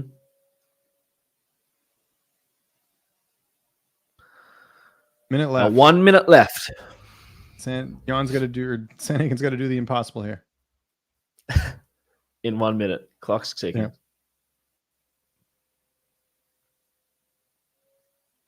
Now the question is, do we see Jan and Dillashaw next, or Jan and Sterling? Like, it doesn't seem like he's interested in fighting Sterling here. Again, we got 38 seconds left. Shouldn't be talking like this, but still. Yeah, we'll wait till after the fight. Talk about that. Yeah, let's wait till after. Front kick by Sandhagen. I'm surprised Cory hasn't tried any spinning stuff. It's like, hey, you got one highlight reel finish from it. Like, why not give it a go? 20 seconds now's left. The time to do it. Now he lands a knee there. 20 seconds left.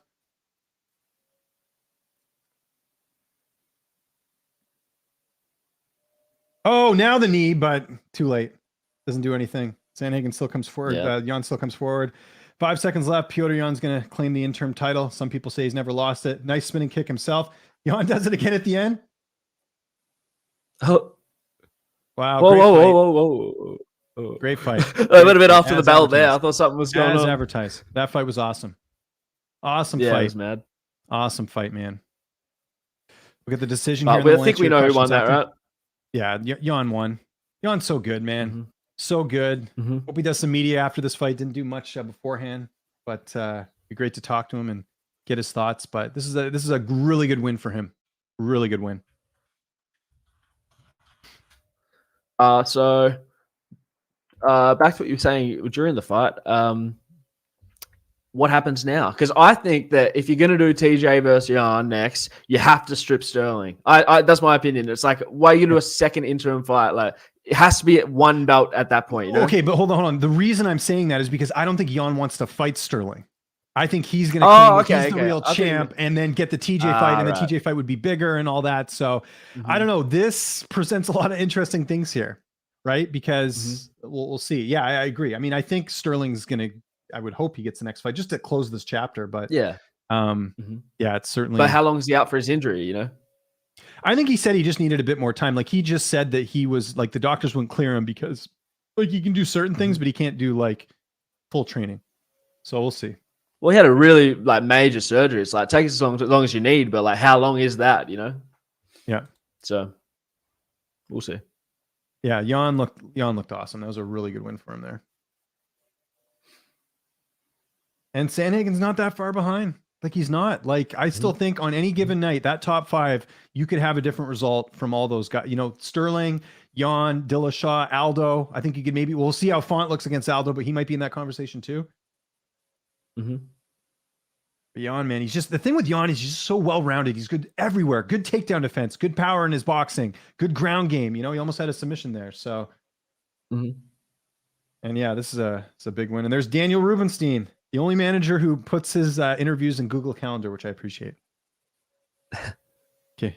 All three see it. 49-46 by unanimous decision.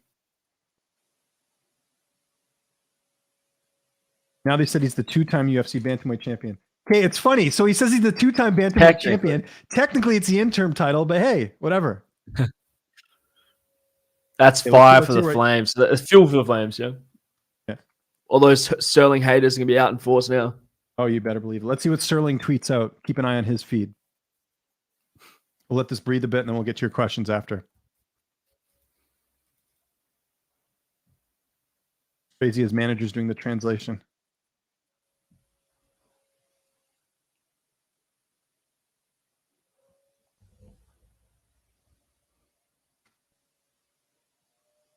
That was a nice whistle.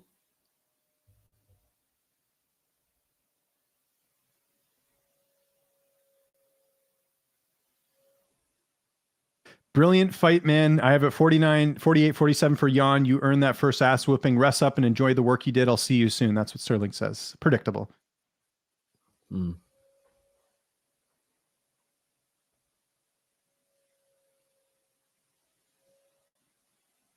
Chandler saying, did we watch the greatest title fight of all time? Don't know about that. It was a great fight. Not the best of all time, though. Recency bias kicking in. Yeah.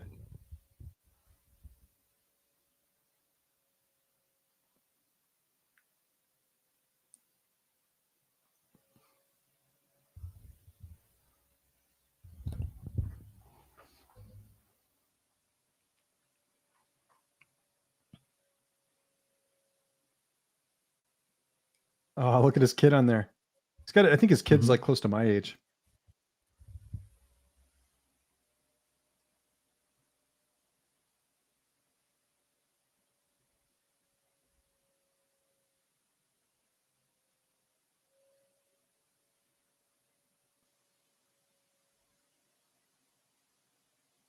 Saying, what does it mean to have your family here?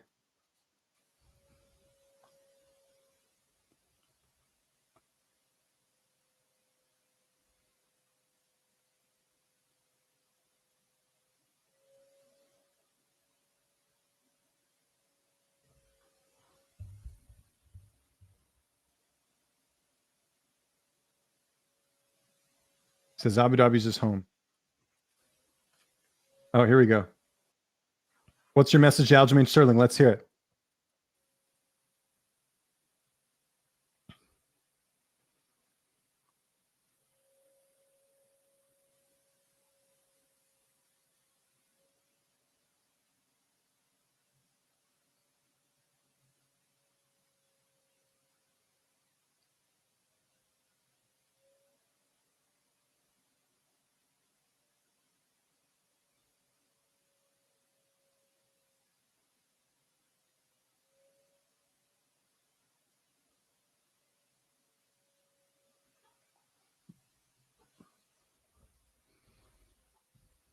Saying a lot here in Russian. Sayat's got his work cut out for him. Yeah.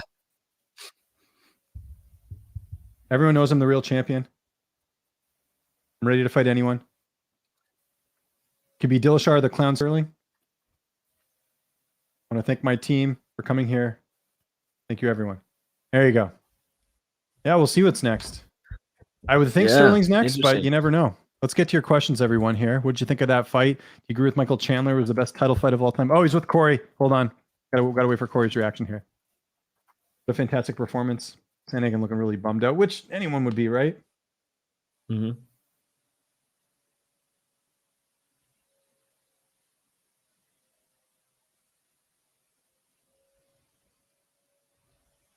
Oh, TC messed that up. He's like, not many people have a second opportunity to UFC championship. Yeah. He didn't fight. Sterling wasn't the champion when he fought him. Cory admits that he didn't win the fight.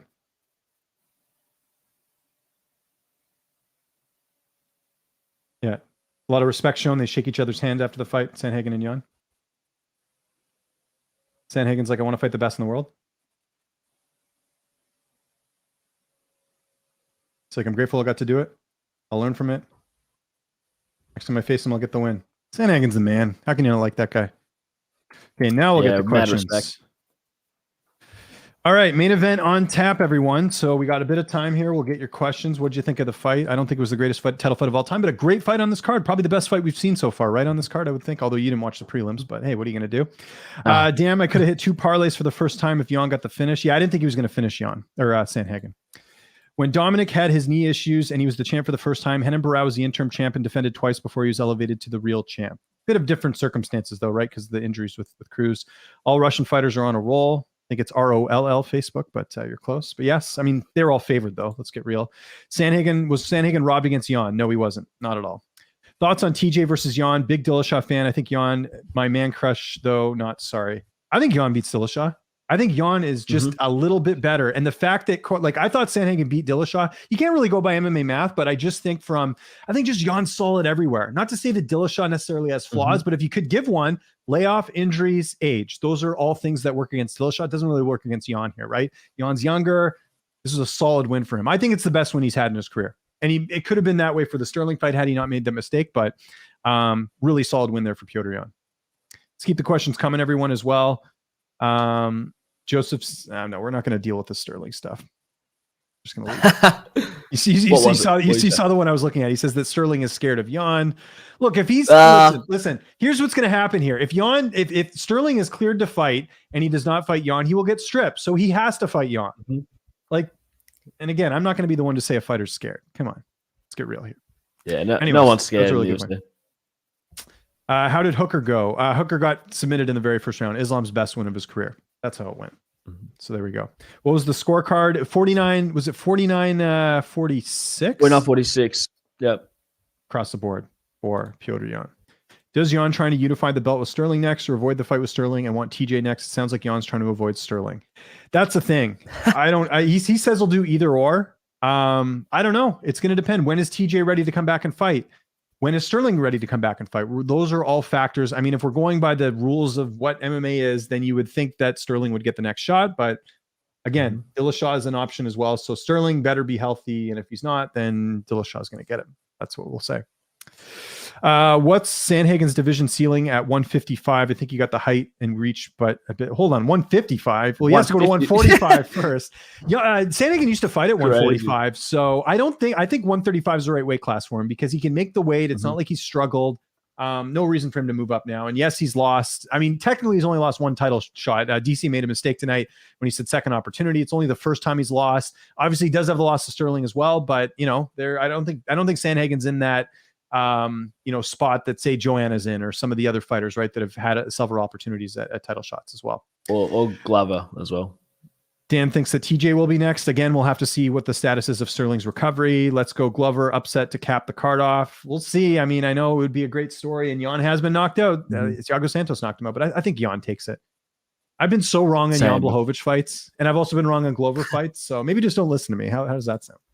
Jan could be the next Khabib fan favorite. You can tell he has great personality, even with the limited English. But the problem with Jan, though, well, yeah, I guess technically, but I think the problem with Jan is that he does have a loss, right? Like he's lost technically to Sterling. I don't know. I don't know if he'll be as big as Khabib. Khabib has that allure of never lost. Even before he came in the UFC, Jan had a loss. So I don't know if it means the same thing. I don't know if he'll get to Khabib level. That's a tall task. This main event will be fun. Jan Glover is a fight you can't be mad at either guy winning. Both great for the sport. Completely agree. You are one of the only MMA guys on YouTube who are unbiased. I appreciate that. I assume you mean Ryan as well. I would agree with that as well. Ryan's the man. So yeah, we do I'm our super best. No, watch an Australian fight. I do my best. I try and be fair. When it comes to fights, I don't like to be biased. Sterling is scared. Again, we're not going to address this anymore. Jan going to shatter TJ's chin. I don't know about that. Again, Jan didn't get the finish tonight. What makes you think he'll finish Dillashaw, who's only been finished recently at flyweight, right? Dillashaw's not been finished at bantamweight. I think the Dodson fight was that bantamweight when he got knocked out by Dodson? People forget that TJ Dillashaw got knocked out by Dodson. Bantamweight. Yeah, it would have been bantamweight. So yeah, that's the thing. He got dropped by Cody, but so like his chin's not the best in the world, so there's a chance Jan can finish him, I think. I mean, in general, not now. He has a size for higher weight class. Possibly, but I think I think you got to talk about 45 and talk about 55. You don't see a fighter jump 2 weight classes. That's not how it works usually. I know what you're saying. Yeah, exactly. You should does that as well.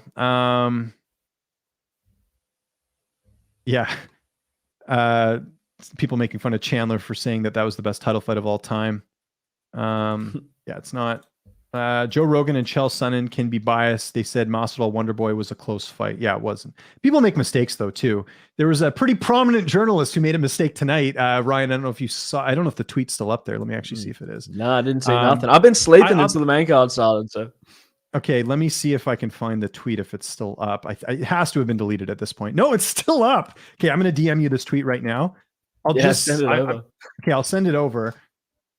the fighter that this journalist is talking about is not the, he's talking about, he meant to say his opponent, but he wrote the wrong fighter in there. So either he didn't watch the fight or he just made a mistake. But so yeah. And the journalist in question is someone who works for a very high outlet. So it's a really bad mistake. That's funny as.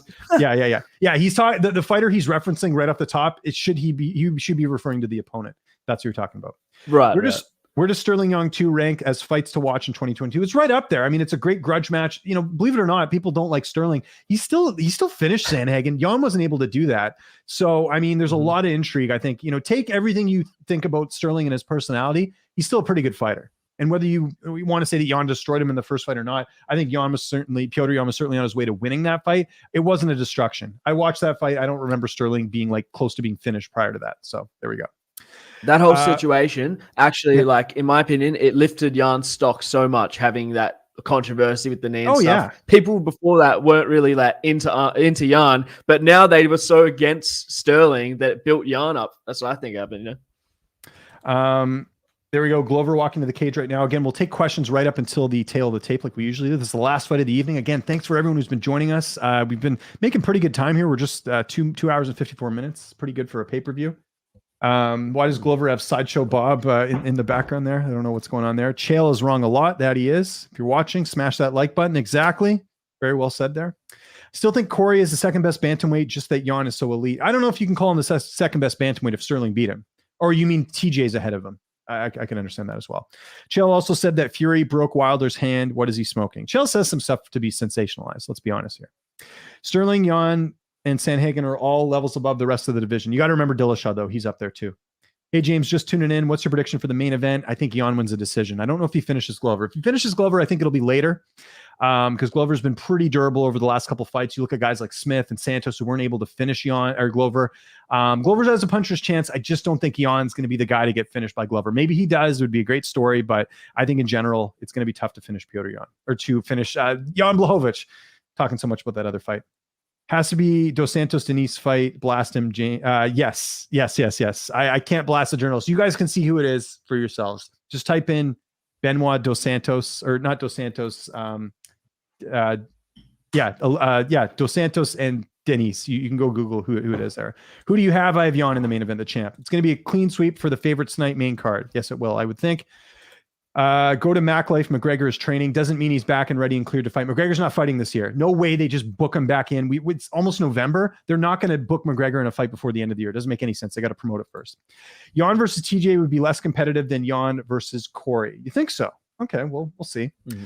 Glover is fighting both Jan and Father Time tonight. That he is. I thought Cory clearly beat TJ Dillashaw. That I did as well. I don't think clearly beat him, but I thought he won. I think Cory was the best challenge for Jan. We will be underwhelmed with Jan versus Aljo too. We'll see. Maybe Aljo's better. Maybe the surgery will help him and make him be a better fighter. I don't know.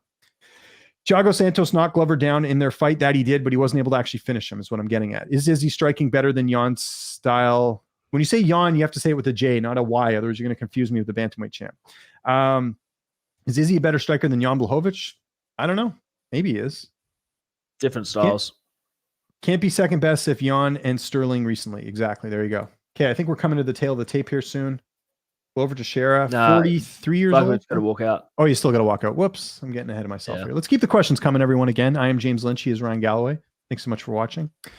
Let's keep the questions going. Go over to Teixeira in the cage. He is what, 43, right? 42, 43? Yep.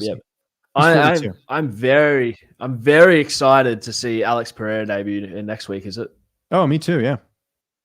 Yeah, I think it's been 2,774 days since his first title shot, but Glover Teixeira has worked his way back, win or lose. That's beyond incredible. I would agree with that. So insane how Jan fights in the late rounds. He's not gassed at all. The same thing with Sandhagen. Sandhagen did not look tired in those later rounds. You know, we had the Volkov fight before that, which was 3 rounds, and they both looked like they were going to die. And you got Sandhagen and Jan who are still carrying it in the 5th round. Jan Błachowicz coming to the cage right now, the current UFC light heavyweight champion, all decked out in gold, championship gold. It's going to be a great fight, man. Great fight. I don't know if we'll ever see this again in our lifetime. 2 guys at their age, at a comeback like they both have had. Jan, of course, starting his career 4-3 in the UFC. I think it was 1-3 in his last 4 fights or something, or something like that. It's crazy. First ball. Want Glover to win to make it interesting, but may the best man win. You know, if Glover wins, he could just retire and say, I'm good. We'll vacate the title. That's what I would do. It's not going to get much better than that. Yeah. Yeah. Glover by sub sprinkle, sure. At plus 800, how can you not? Is that the odds for Glover by sub? Plus 800? That might not be a bad bet. Just before we get to the tail of the tape, hit that like button, hit the subscribe button. Again, appreciate everyone who's been with us this entire evening, or day, during the day, I should say. It's only, we're just coming up to 2 o'clock Pacific time here in Vancouver, which is great. I got time to watch the hockey game tonight. It's great. My Vancouver Canucks are probably going to lose against the Edmonton Oilers, but what are you going to do? And you're going to go for a nap, I would think, Ryan, right? Because it's, what time is it? 3 in the morning? It's 5 right now. I have to get a COVID jab in 4 hours. So after this, I'll probably just go to sleep. Wow. There you go. Yeah. Is that your second jab Busy or first day. jab? Second one. Oh, okay. So Gotcha. the deadly one, the one that makes you real sick, apparently. It does. Yeah, I got pretty sick after mine. But that was ages ago. Is it just, has it been a slow rollout with the jabs there in Australia? Really slow, really slow. Yeah, because I got my second jab, I want to say in the summer, I think. They were pretty good here in Vancouver. Right. So yeah. Something like that. So anyways, don't want to get into that because I always get people making comments saying, oh, jab this, jab, whatever. We're going to get off of it. Everyone's always upset about that. I had someone call me a traitor for taking the jab. So there you go. All right. Y'all walking in the cage right now. I know exactly. You can't do that as well. Yeah. All right. We'll hold off on questions for now as we're getting to the tail of the tape here. We really appreciate everyone who has tuned in because this is going to be the last fight we'll talk about. I will be doing a recap of this card immediately after this. So I'll put the link in the description right now. If you guys want to tune into that, it's my UFC recap show. And if you guys want to continue, it's more of a Q&A than a recap show, but figure I'll post the link in there anyways. All right, let's get to the tail of the tape. It is 38 years old for Jan Blachowicz, 42 years old for Glover Teixeira. They're both 6 feet 2 inches tall. Both came in at 205, and Jan Blachowicz 78-inch reach, Glover Teixeira 76. Pretty even for the most part. If you look at it, a little bit bigger there. And you know what's crazy? We're just hitting the 3-hour mark for this main event. That's pretty good pacing, if you ask me. So, what happens? Joe Martinez with the call. Again, save your questions for after the fight because we're going to be just talking about this going forward. Do our best to describe this fight.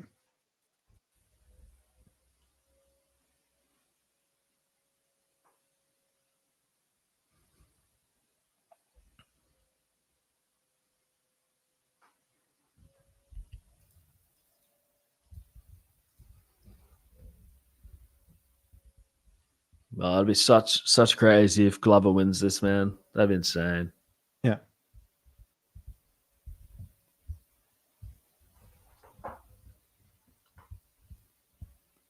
This is so interesting.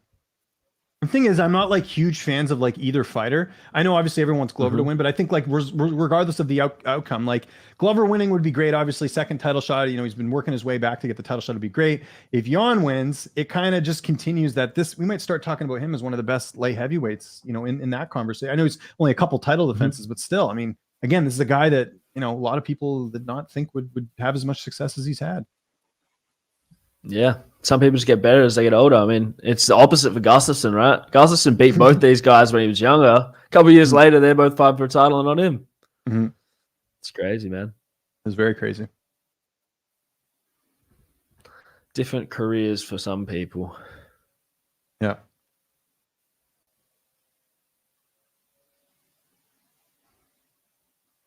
Jan Blachowicz, a minus 300 favorite. I think it's a little high, but we'll find out.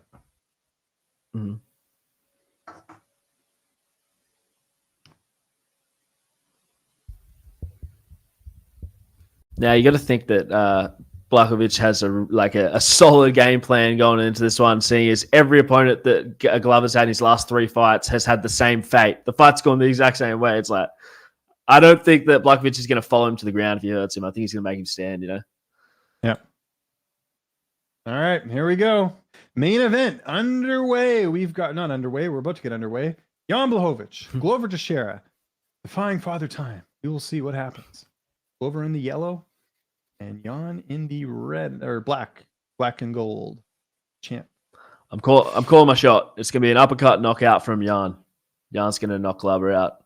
Okay, and I say decision, but we'll see. We'll see what happens. All right, we are underway here. Leg kick to open here for Jan Blachowicz, the champ. Jan, both of Jan's ankles taped up, or has that whatever it is, the ankle thing on there. Just a quick note on that. Glover very kind of postured up, looking for that big shot. Jan's got to be careful here. So we will see. This is a very, very, very interesting fight here between these two. And Glover going for the takedown. Will we see the ground game here? We'll see what happens. Glover really working for that takedown. It's against the cage. Does he get it? He does. Wow. Takedown for Glover Teixeira early on. Old man strength. And we'll see how we've never really seen Jan on the ground, at least recently. So we'll see if Glover's able to do anything. He recovered guard though, so that's good. Yeah.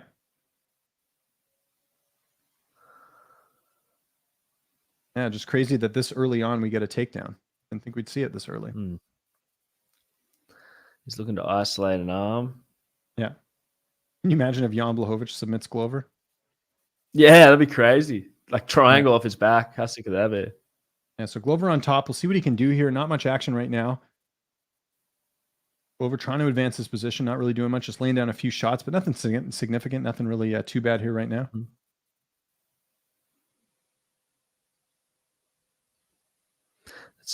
It's going to be really hard for Blachowicz to get up in the center of the cage without like the cage to lean on from full guard like this. Yeah, so we could be here for a while. And we got a lot of time left on the clock, 3 minutes and 22 seconds left. So again, if you're not watching this, it is Glover basically is it half guard, right now on Jan Błachowicz? No, close guard. Close guard, sorry. Close guard, full guard, yeah. Yeah. So see if Jan can stall and get this fight stood up, but so far, Glover at least doing enough to make it so it's not there.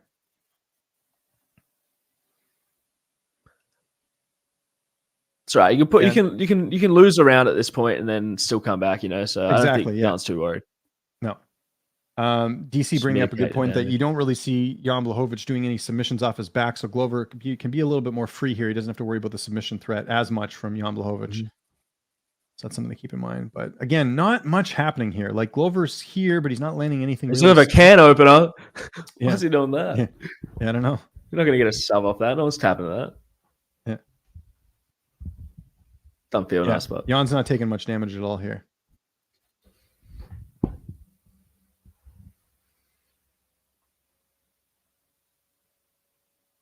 Yeah, not much happening here. Glover trying to land some shots. Jan blocking pretty well.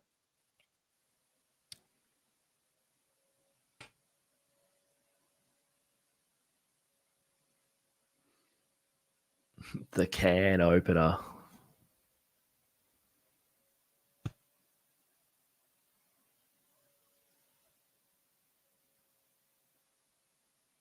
Go Glover, but hey, good start to the fight for Glover. Didn't expect to see this, to be honest.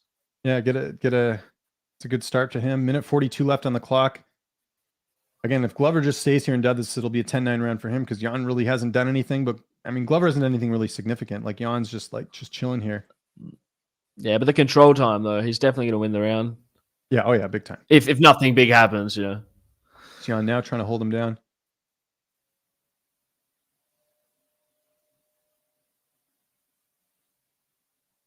He's isolating an arm, so I don't know what his goal is here. Maybe he's just trying to stop the shots, or maybe he's trying to set something up. I think he's just trying to get it stood up, just neutralizing Glover. Yeah. Now Glover's trying to land a little bit, but again, nothing really significant.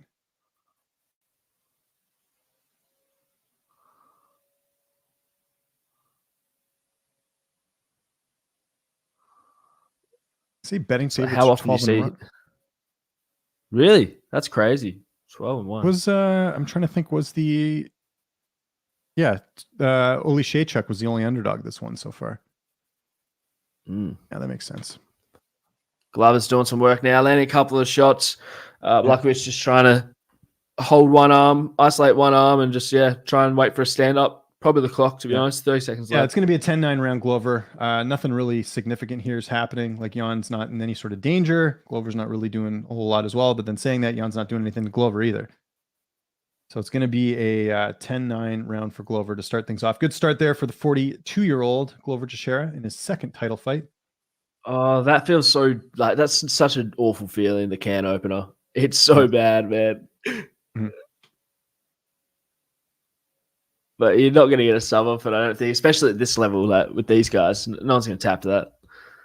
Yeah, feels like shit, but fuck that. So Jan kind of visibly pissed off that he was on his back that whole round. See if we can make some adjustments. But now we'll see the takedown coming, right? Because maybe he didn't anticipate Glover shooting so early, but that's true. Yeah. Yeah. Good So now he point. knows.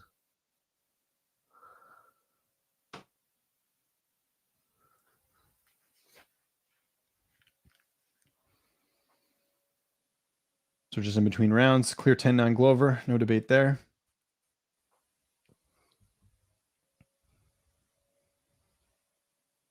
Yeah, sorry, nothing happening in between rounds. I don't know what you're seeing, but I'm seeing these guys in between rounds because it's the Fight Pass stream.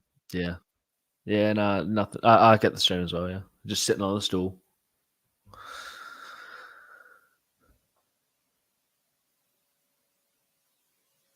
And let's see how this goes with the 5 rounds because Glover's finished all of his opponents. Can he go into the 5th? We'll see. I mean, it seems like he can, but we'll see. He looked All good right. in that Smith fight.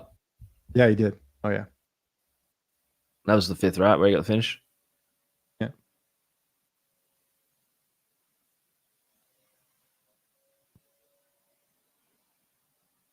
Yeah. Then Dean Thomas bringing up a good point that, you know, Jan's got to think, okay, if he gets taken down, it's going to be hard for him to get up again. Glover swinging for the fences there a little bit.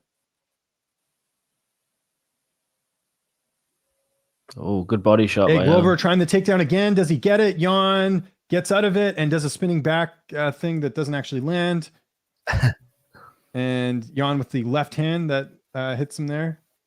So Jan very aware of that. Jan taking some deep breaths here. But I wonder how that first round hurt him. Oh, and Jan now landing a few shots on Glover. That's a good start to the second. Glover looking very confident here, pressing forward. Jan backing up a bit. Nice left there by Glover Teixeira. Jan with a nice uppercut to counter. Jan misses with that left. Glover again. Nice shot to the body. Gets Jan against the cage. Again going for the takedown. Jan stuffs it.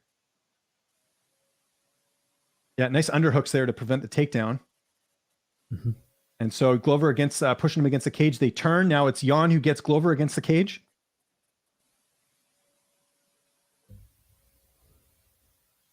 See if we see some shoulder strikes a la John Jones. Probably not. Conor McGregor, what do you mean? Come on, Conor man. McGregor started. Yeah, yeah. Well, Jones. He made them famous, dude. No, he was the first one, man. No, Yeah, I get it. it's true. Yeah. Nice uppercut there by Jan Błachowicz. Nice left again. Oh, Jan having some success with the striking here. He's just got to be wary of the takedown. Again, Glover going for the takedown. So it's pretty obvious what Glover's trying to do in this fight. And Jan's like, okay, I figured this out. I'm not going to let you take me down anymore. yeah, no. Good adjustments here from Jan, though. That's why he's the champ, man. He's, you know, nice uppercut again. Oh, he hit, staggered Jan a little bit there. I think that was the left. Yeah, it's a hook of some sort because he Yeah, it threw was a one hook of that each. knocked him down. Now, yeah, Jan's really finding that uppercut well. Now he hits Glover pretty good there. Oh, opening up a little bit here. Okay, Glover again trying for the takedown. Does he get it? He's going really low this time. Jan falls down. Oh no, Glover's on top. And there's 2 minutes and 30 seconds left on the clock here. So Jan's pressed up kind of against the cage. Half guard? His back, yeah, sort of half guard.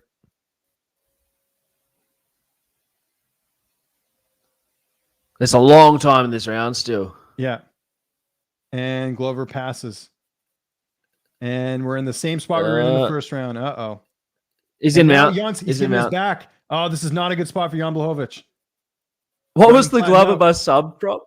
Plus 800. Oh, he tapped. Holy crap. He taps. Glover Teixeira is your new light heavyweight champion. Oh, my God. Someone cashed a plus 800 just then. Wow. Crazy. Rear naked choke. Wow. What was that at? Massive. Wow.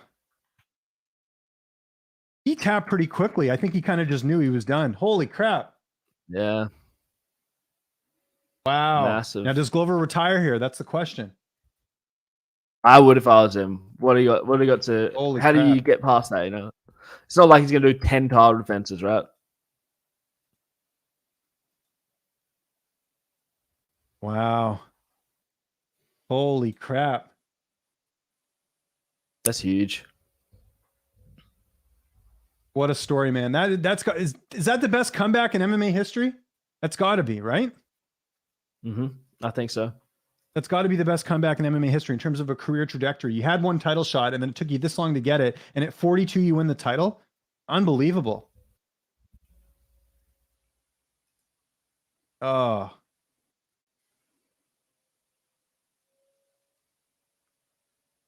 That was nice. gets the takedown again. Jan sort of in the side, and Glover basically just got on top of him and flattened him out, and then gets the rear naked choke.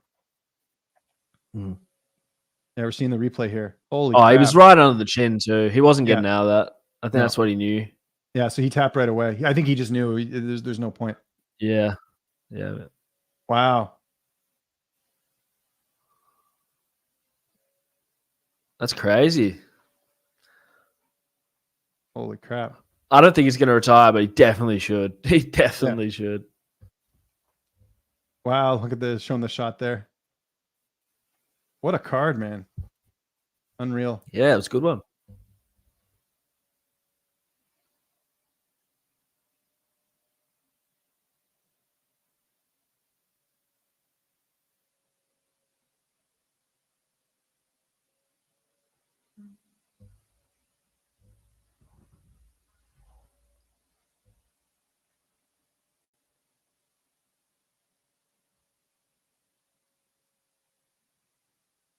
Well, we're talking to Dana right now. I'll They're tell you having a good something. exchange here. Yeah. Let's hear it. I think that makes John Jones' stock go up a heap, to be honest, because there Oh, were it has so to. many people who were like, how would John go against Jan Błachowicz? And it's like, well, Glover just finished him and John just dismantled Glover. So it's like, hey, forget the out of the cage stuff, but this makes John look pretty good. Wow, unreal. Unreal.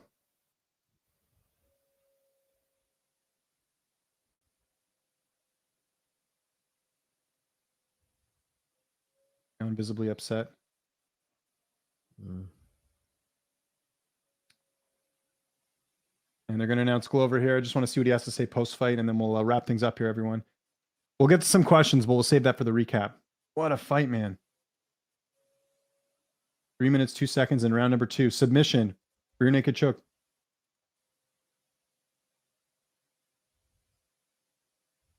Crazy, man. This is what best sport in the world. It's nothing comes close, man. These types of moments, this is nuts. Go over to Teixeira, light heavyweight champion. Let's see what he does. What's the next move? Maybe he calls out John Jones. I don't know. Oh, don't do that, please. Jan going to talk as well, it looks like, after.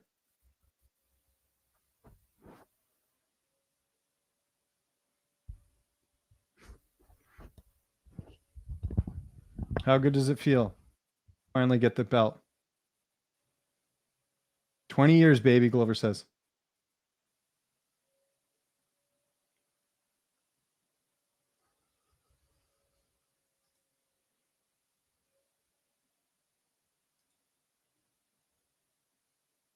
There's no words to say.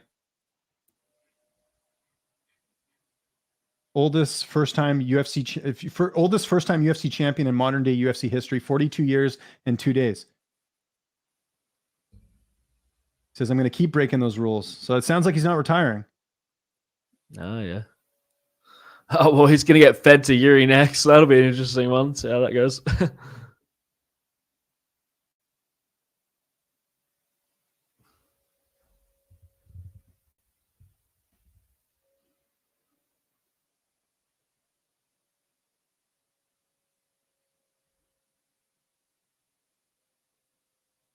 So now they're looking at the replay here. So yeah, he lands his left hook.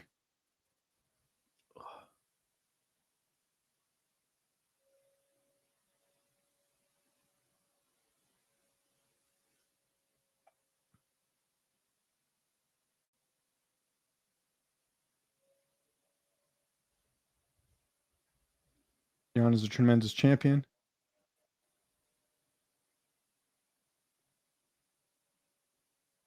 Giving respect to Jan that he beat Adesanya.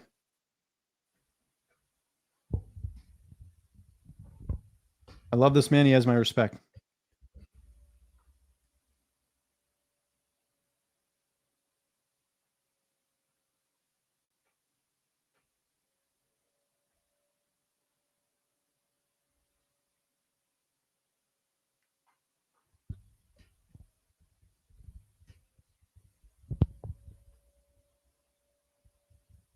Yuri Prohaska, Glover Teixeira. Not a fight I thought we'd have, right? That's got to be next, I would think.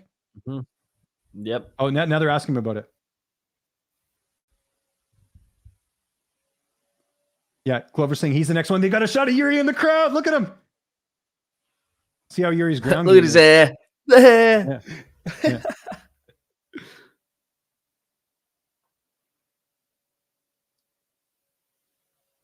Glover says he's got to take a couple months off. Does Yuri want to wait that long? That's a Hasn't weird fought since the beginning of clash the of year. styles. Yeah.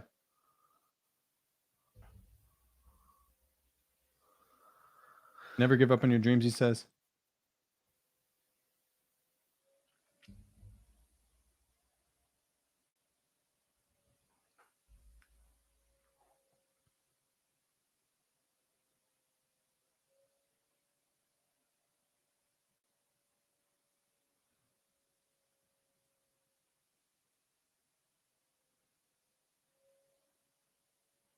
Want to motivate the young kids, he's saying.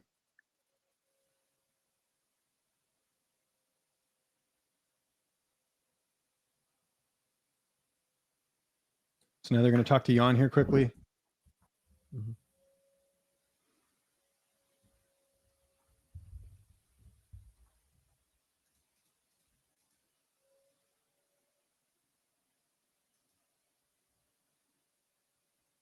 What went wrong tonight? He's asking. He says he thinks he left the legend of Polish power in the hotel room. Jan says his book is not closed. I'm not going to quit. I will come back for sure.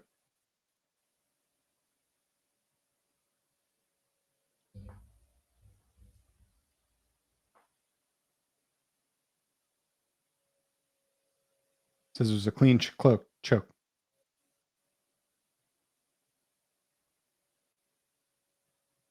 There we go. All right, that's a wrap, everyone. So there we go. UFC 267 in the books. It is Jan Blachowicz losing to Glover Teixeira, who is the new light heavyweight champion. Join me on the recap show if you guys have any questions. We'll save that for that. I posted the link in the chat here. If not, just refresh the channel. You'll see it come up here really well.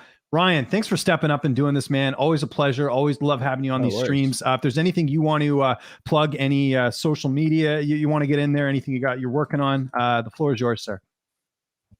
Yeah, thanks for having me like usual.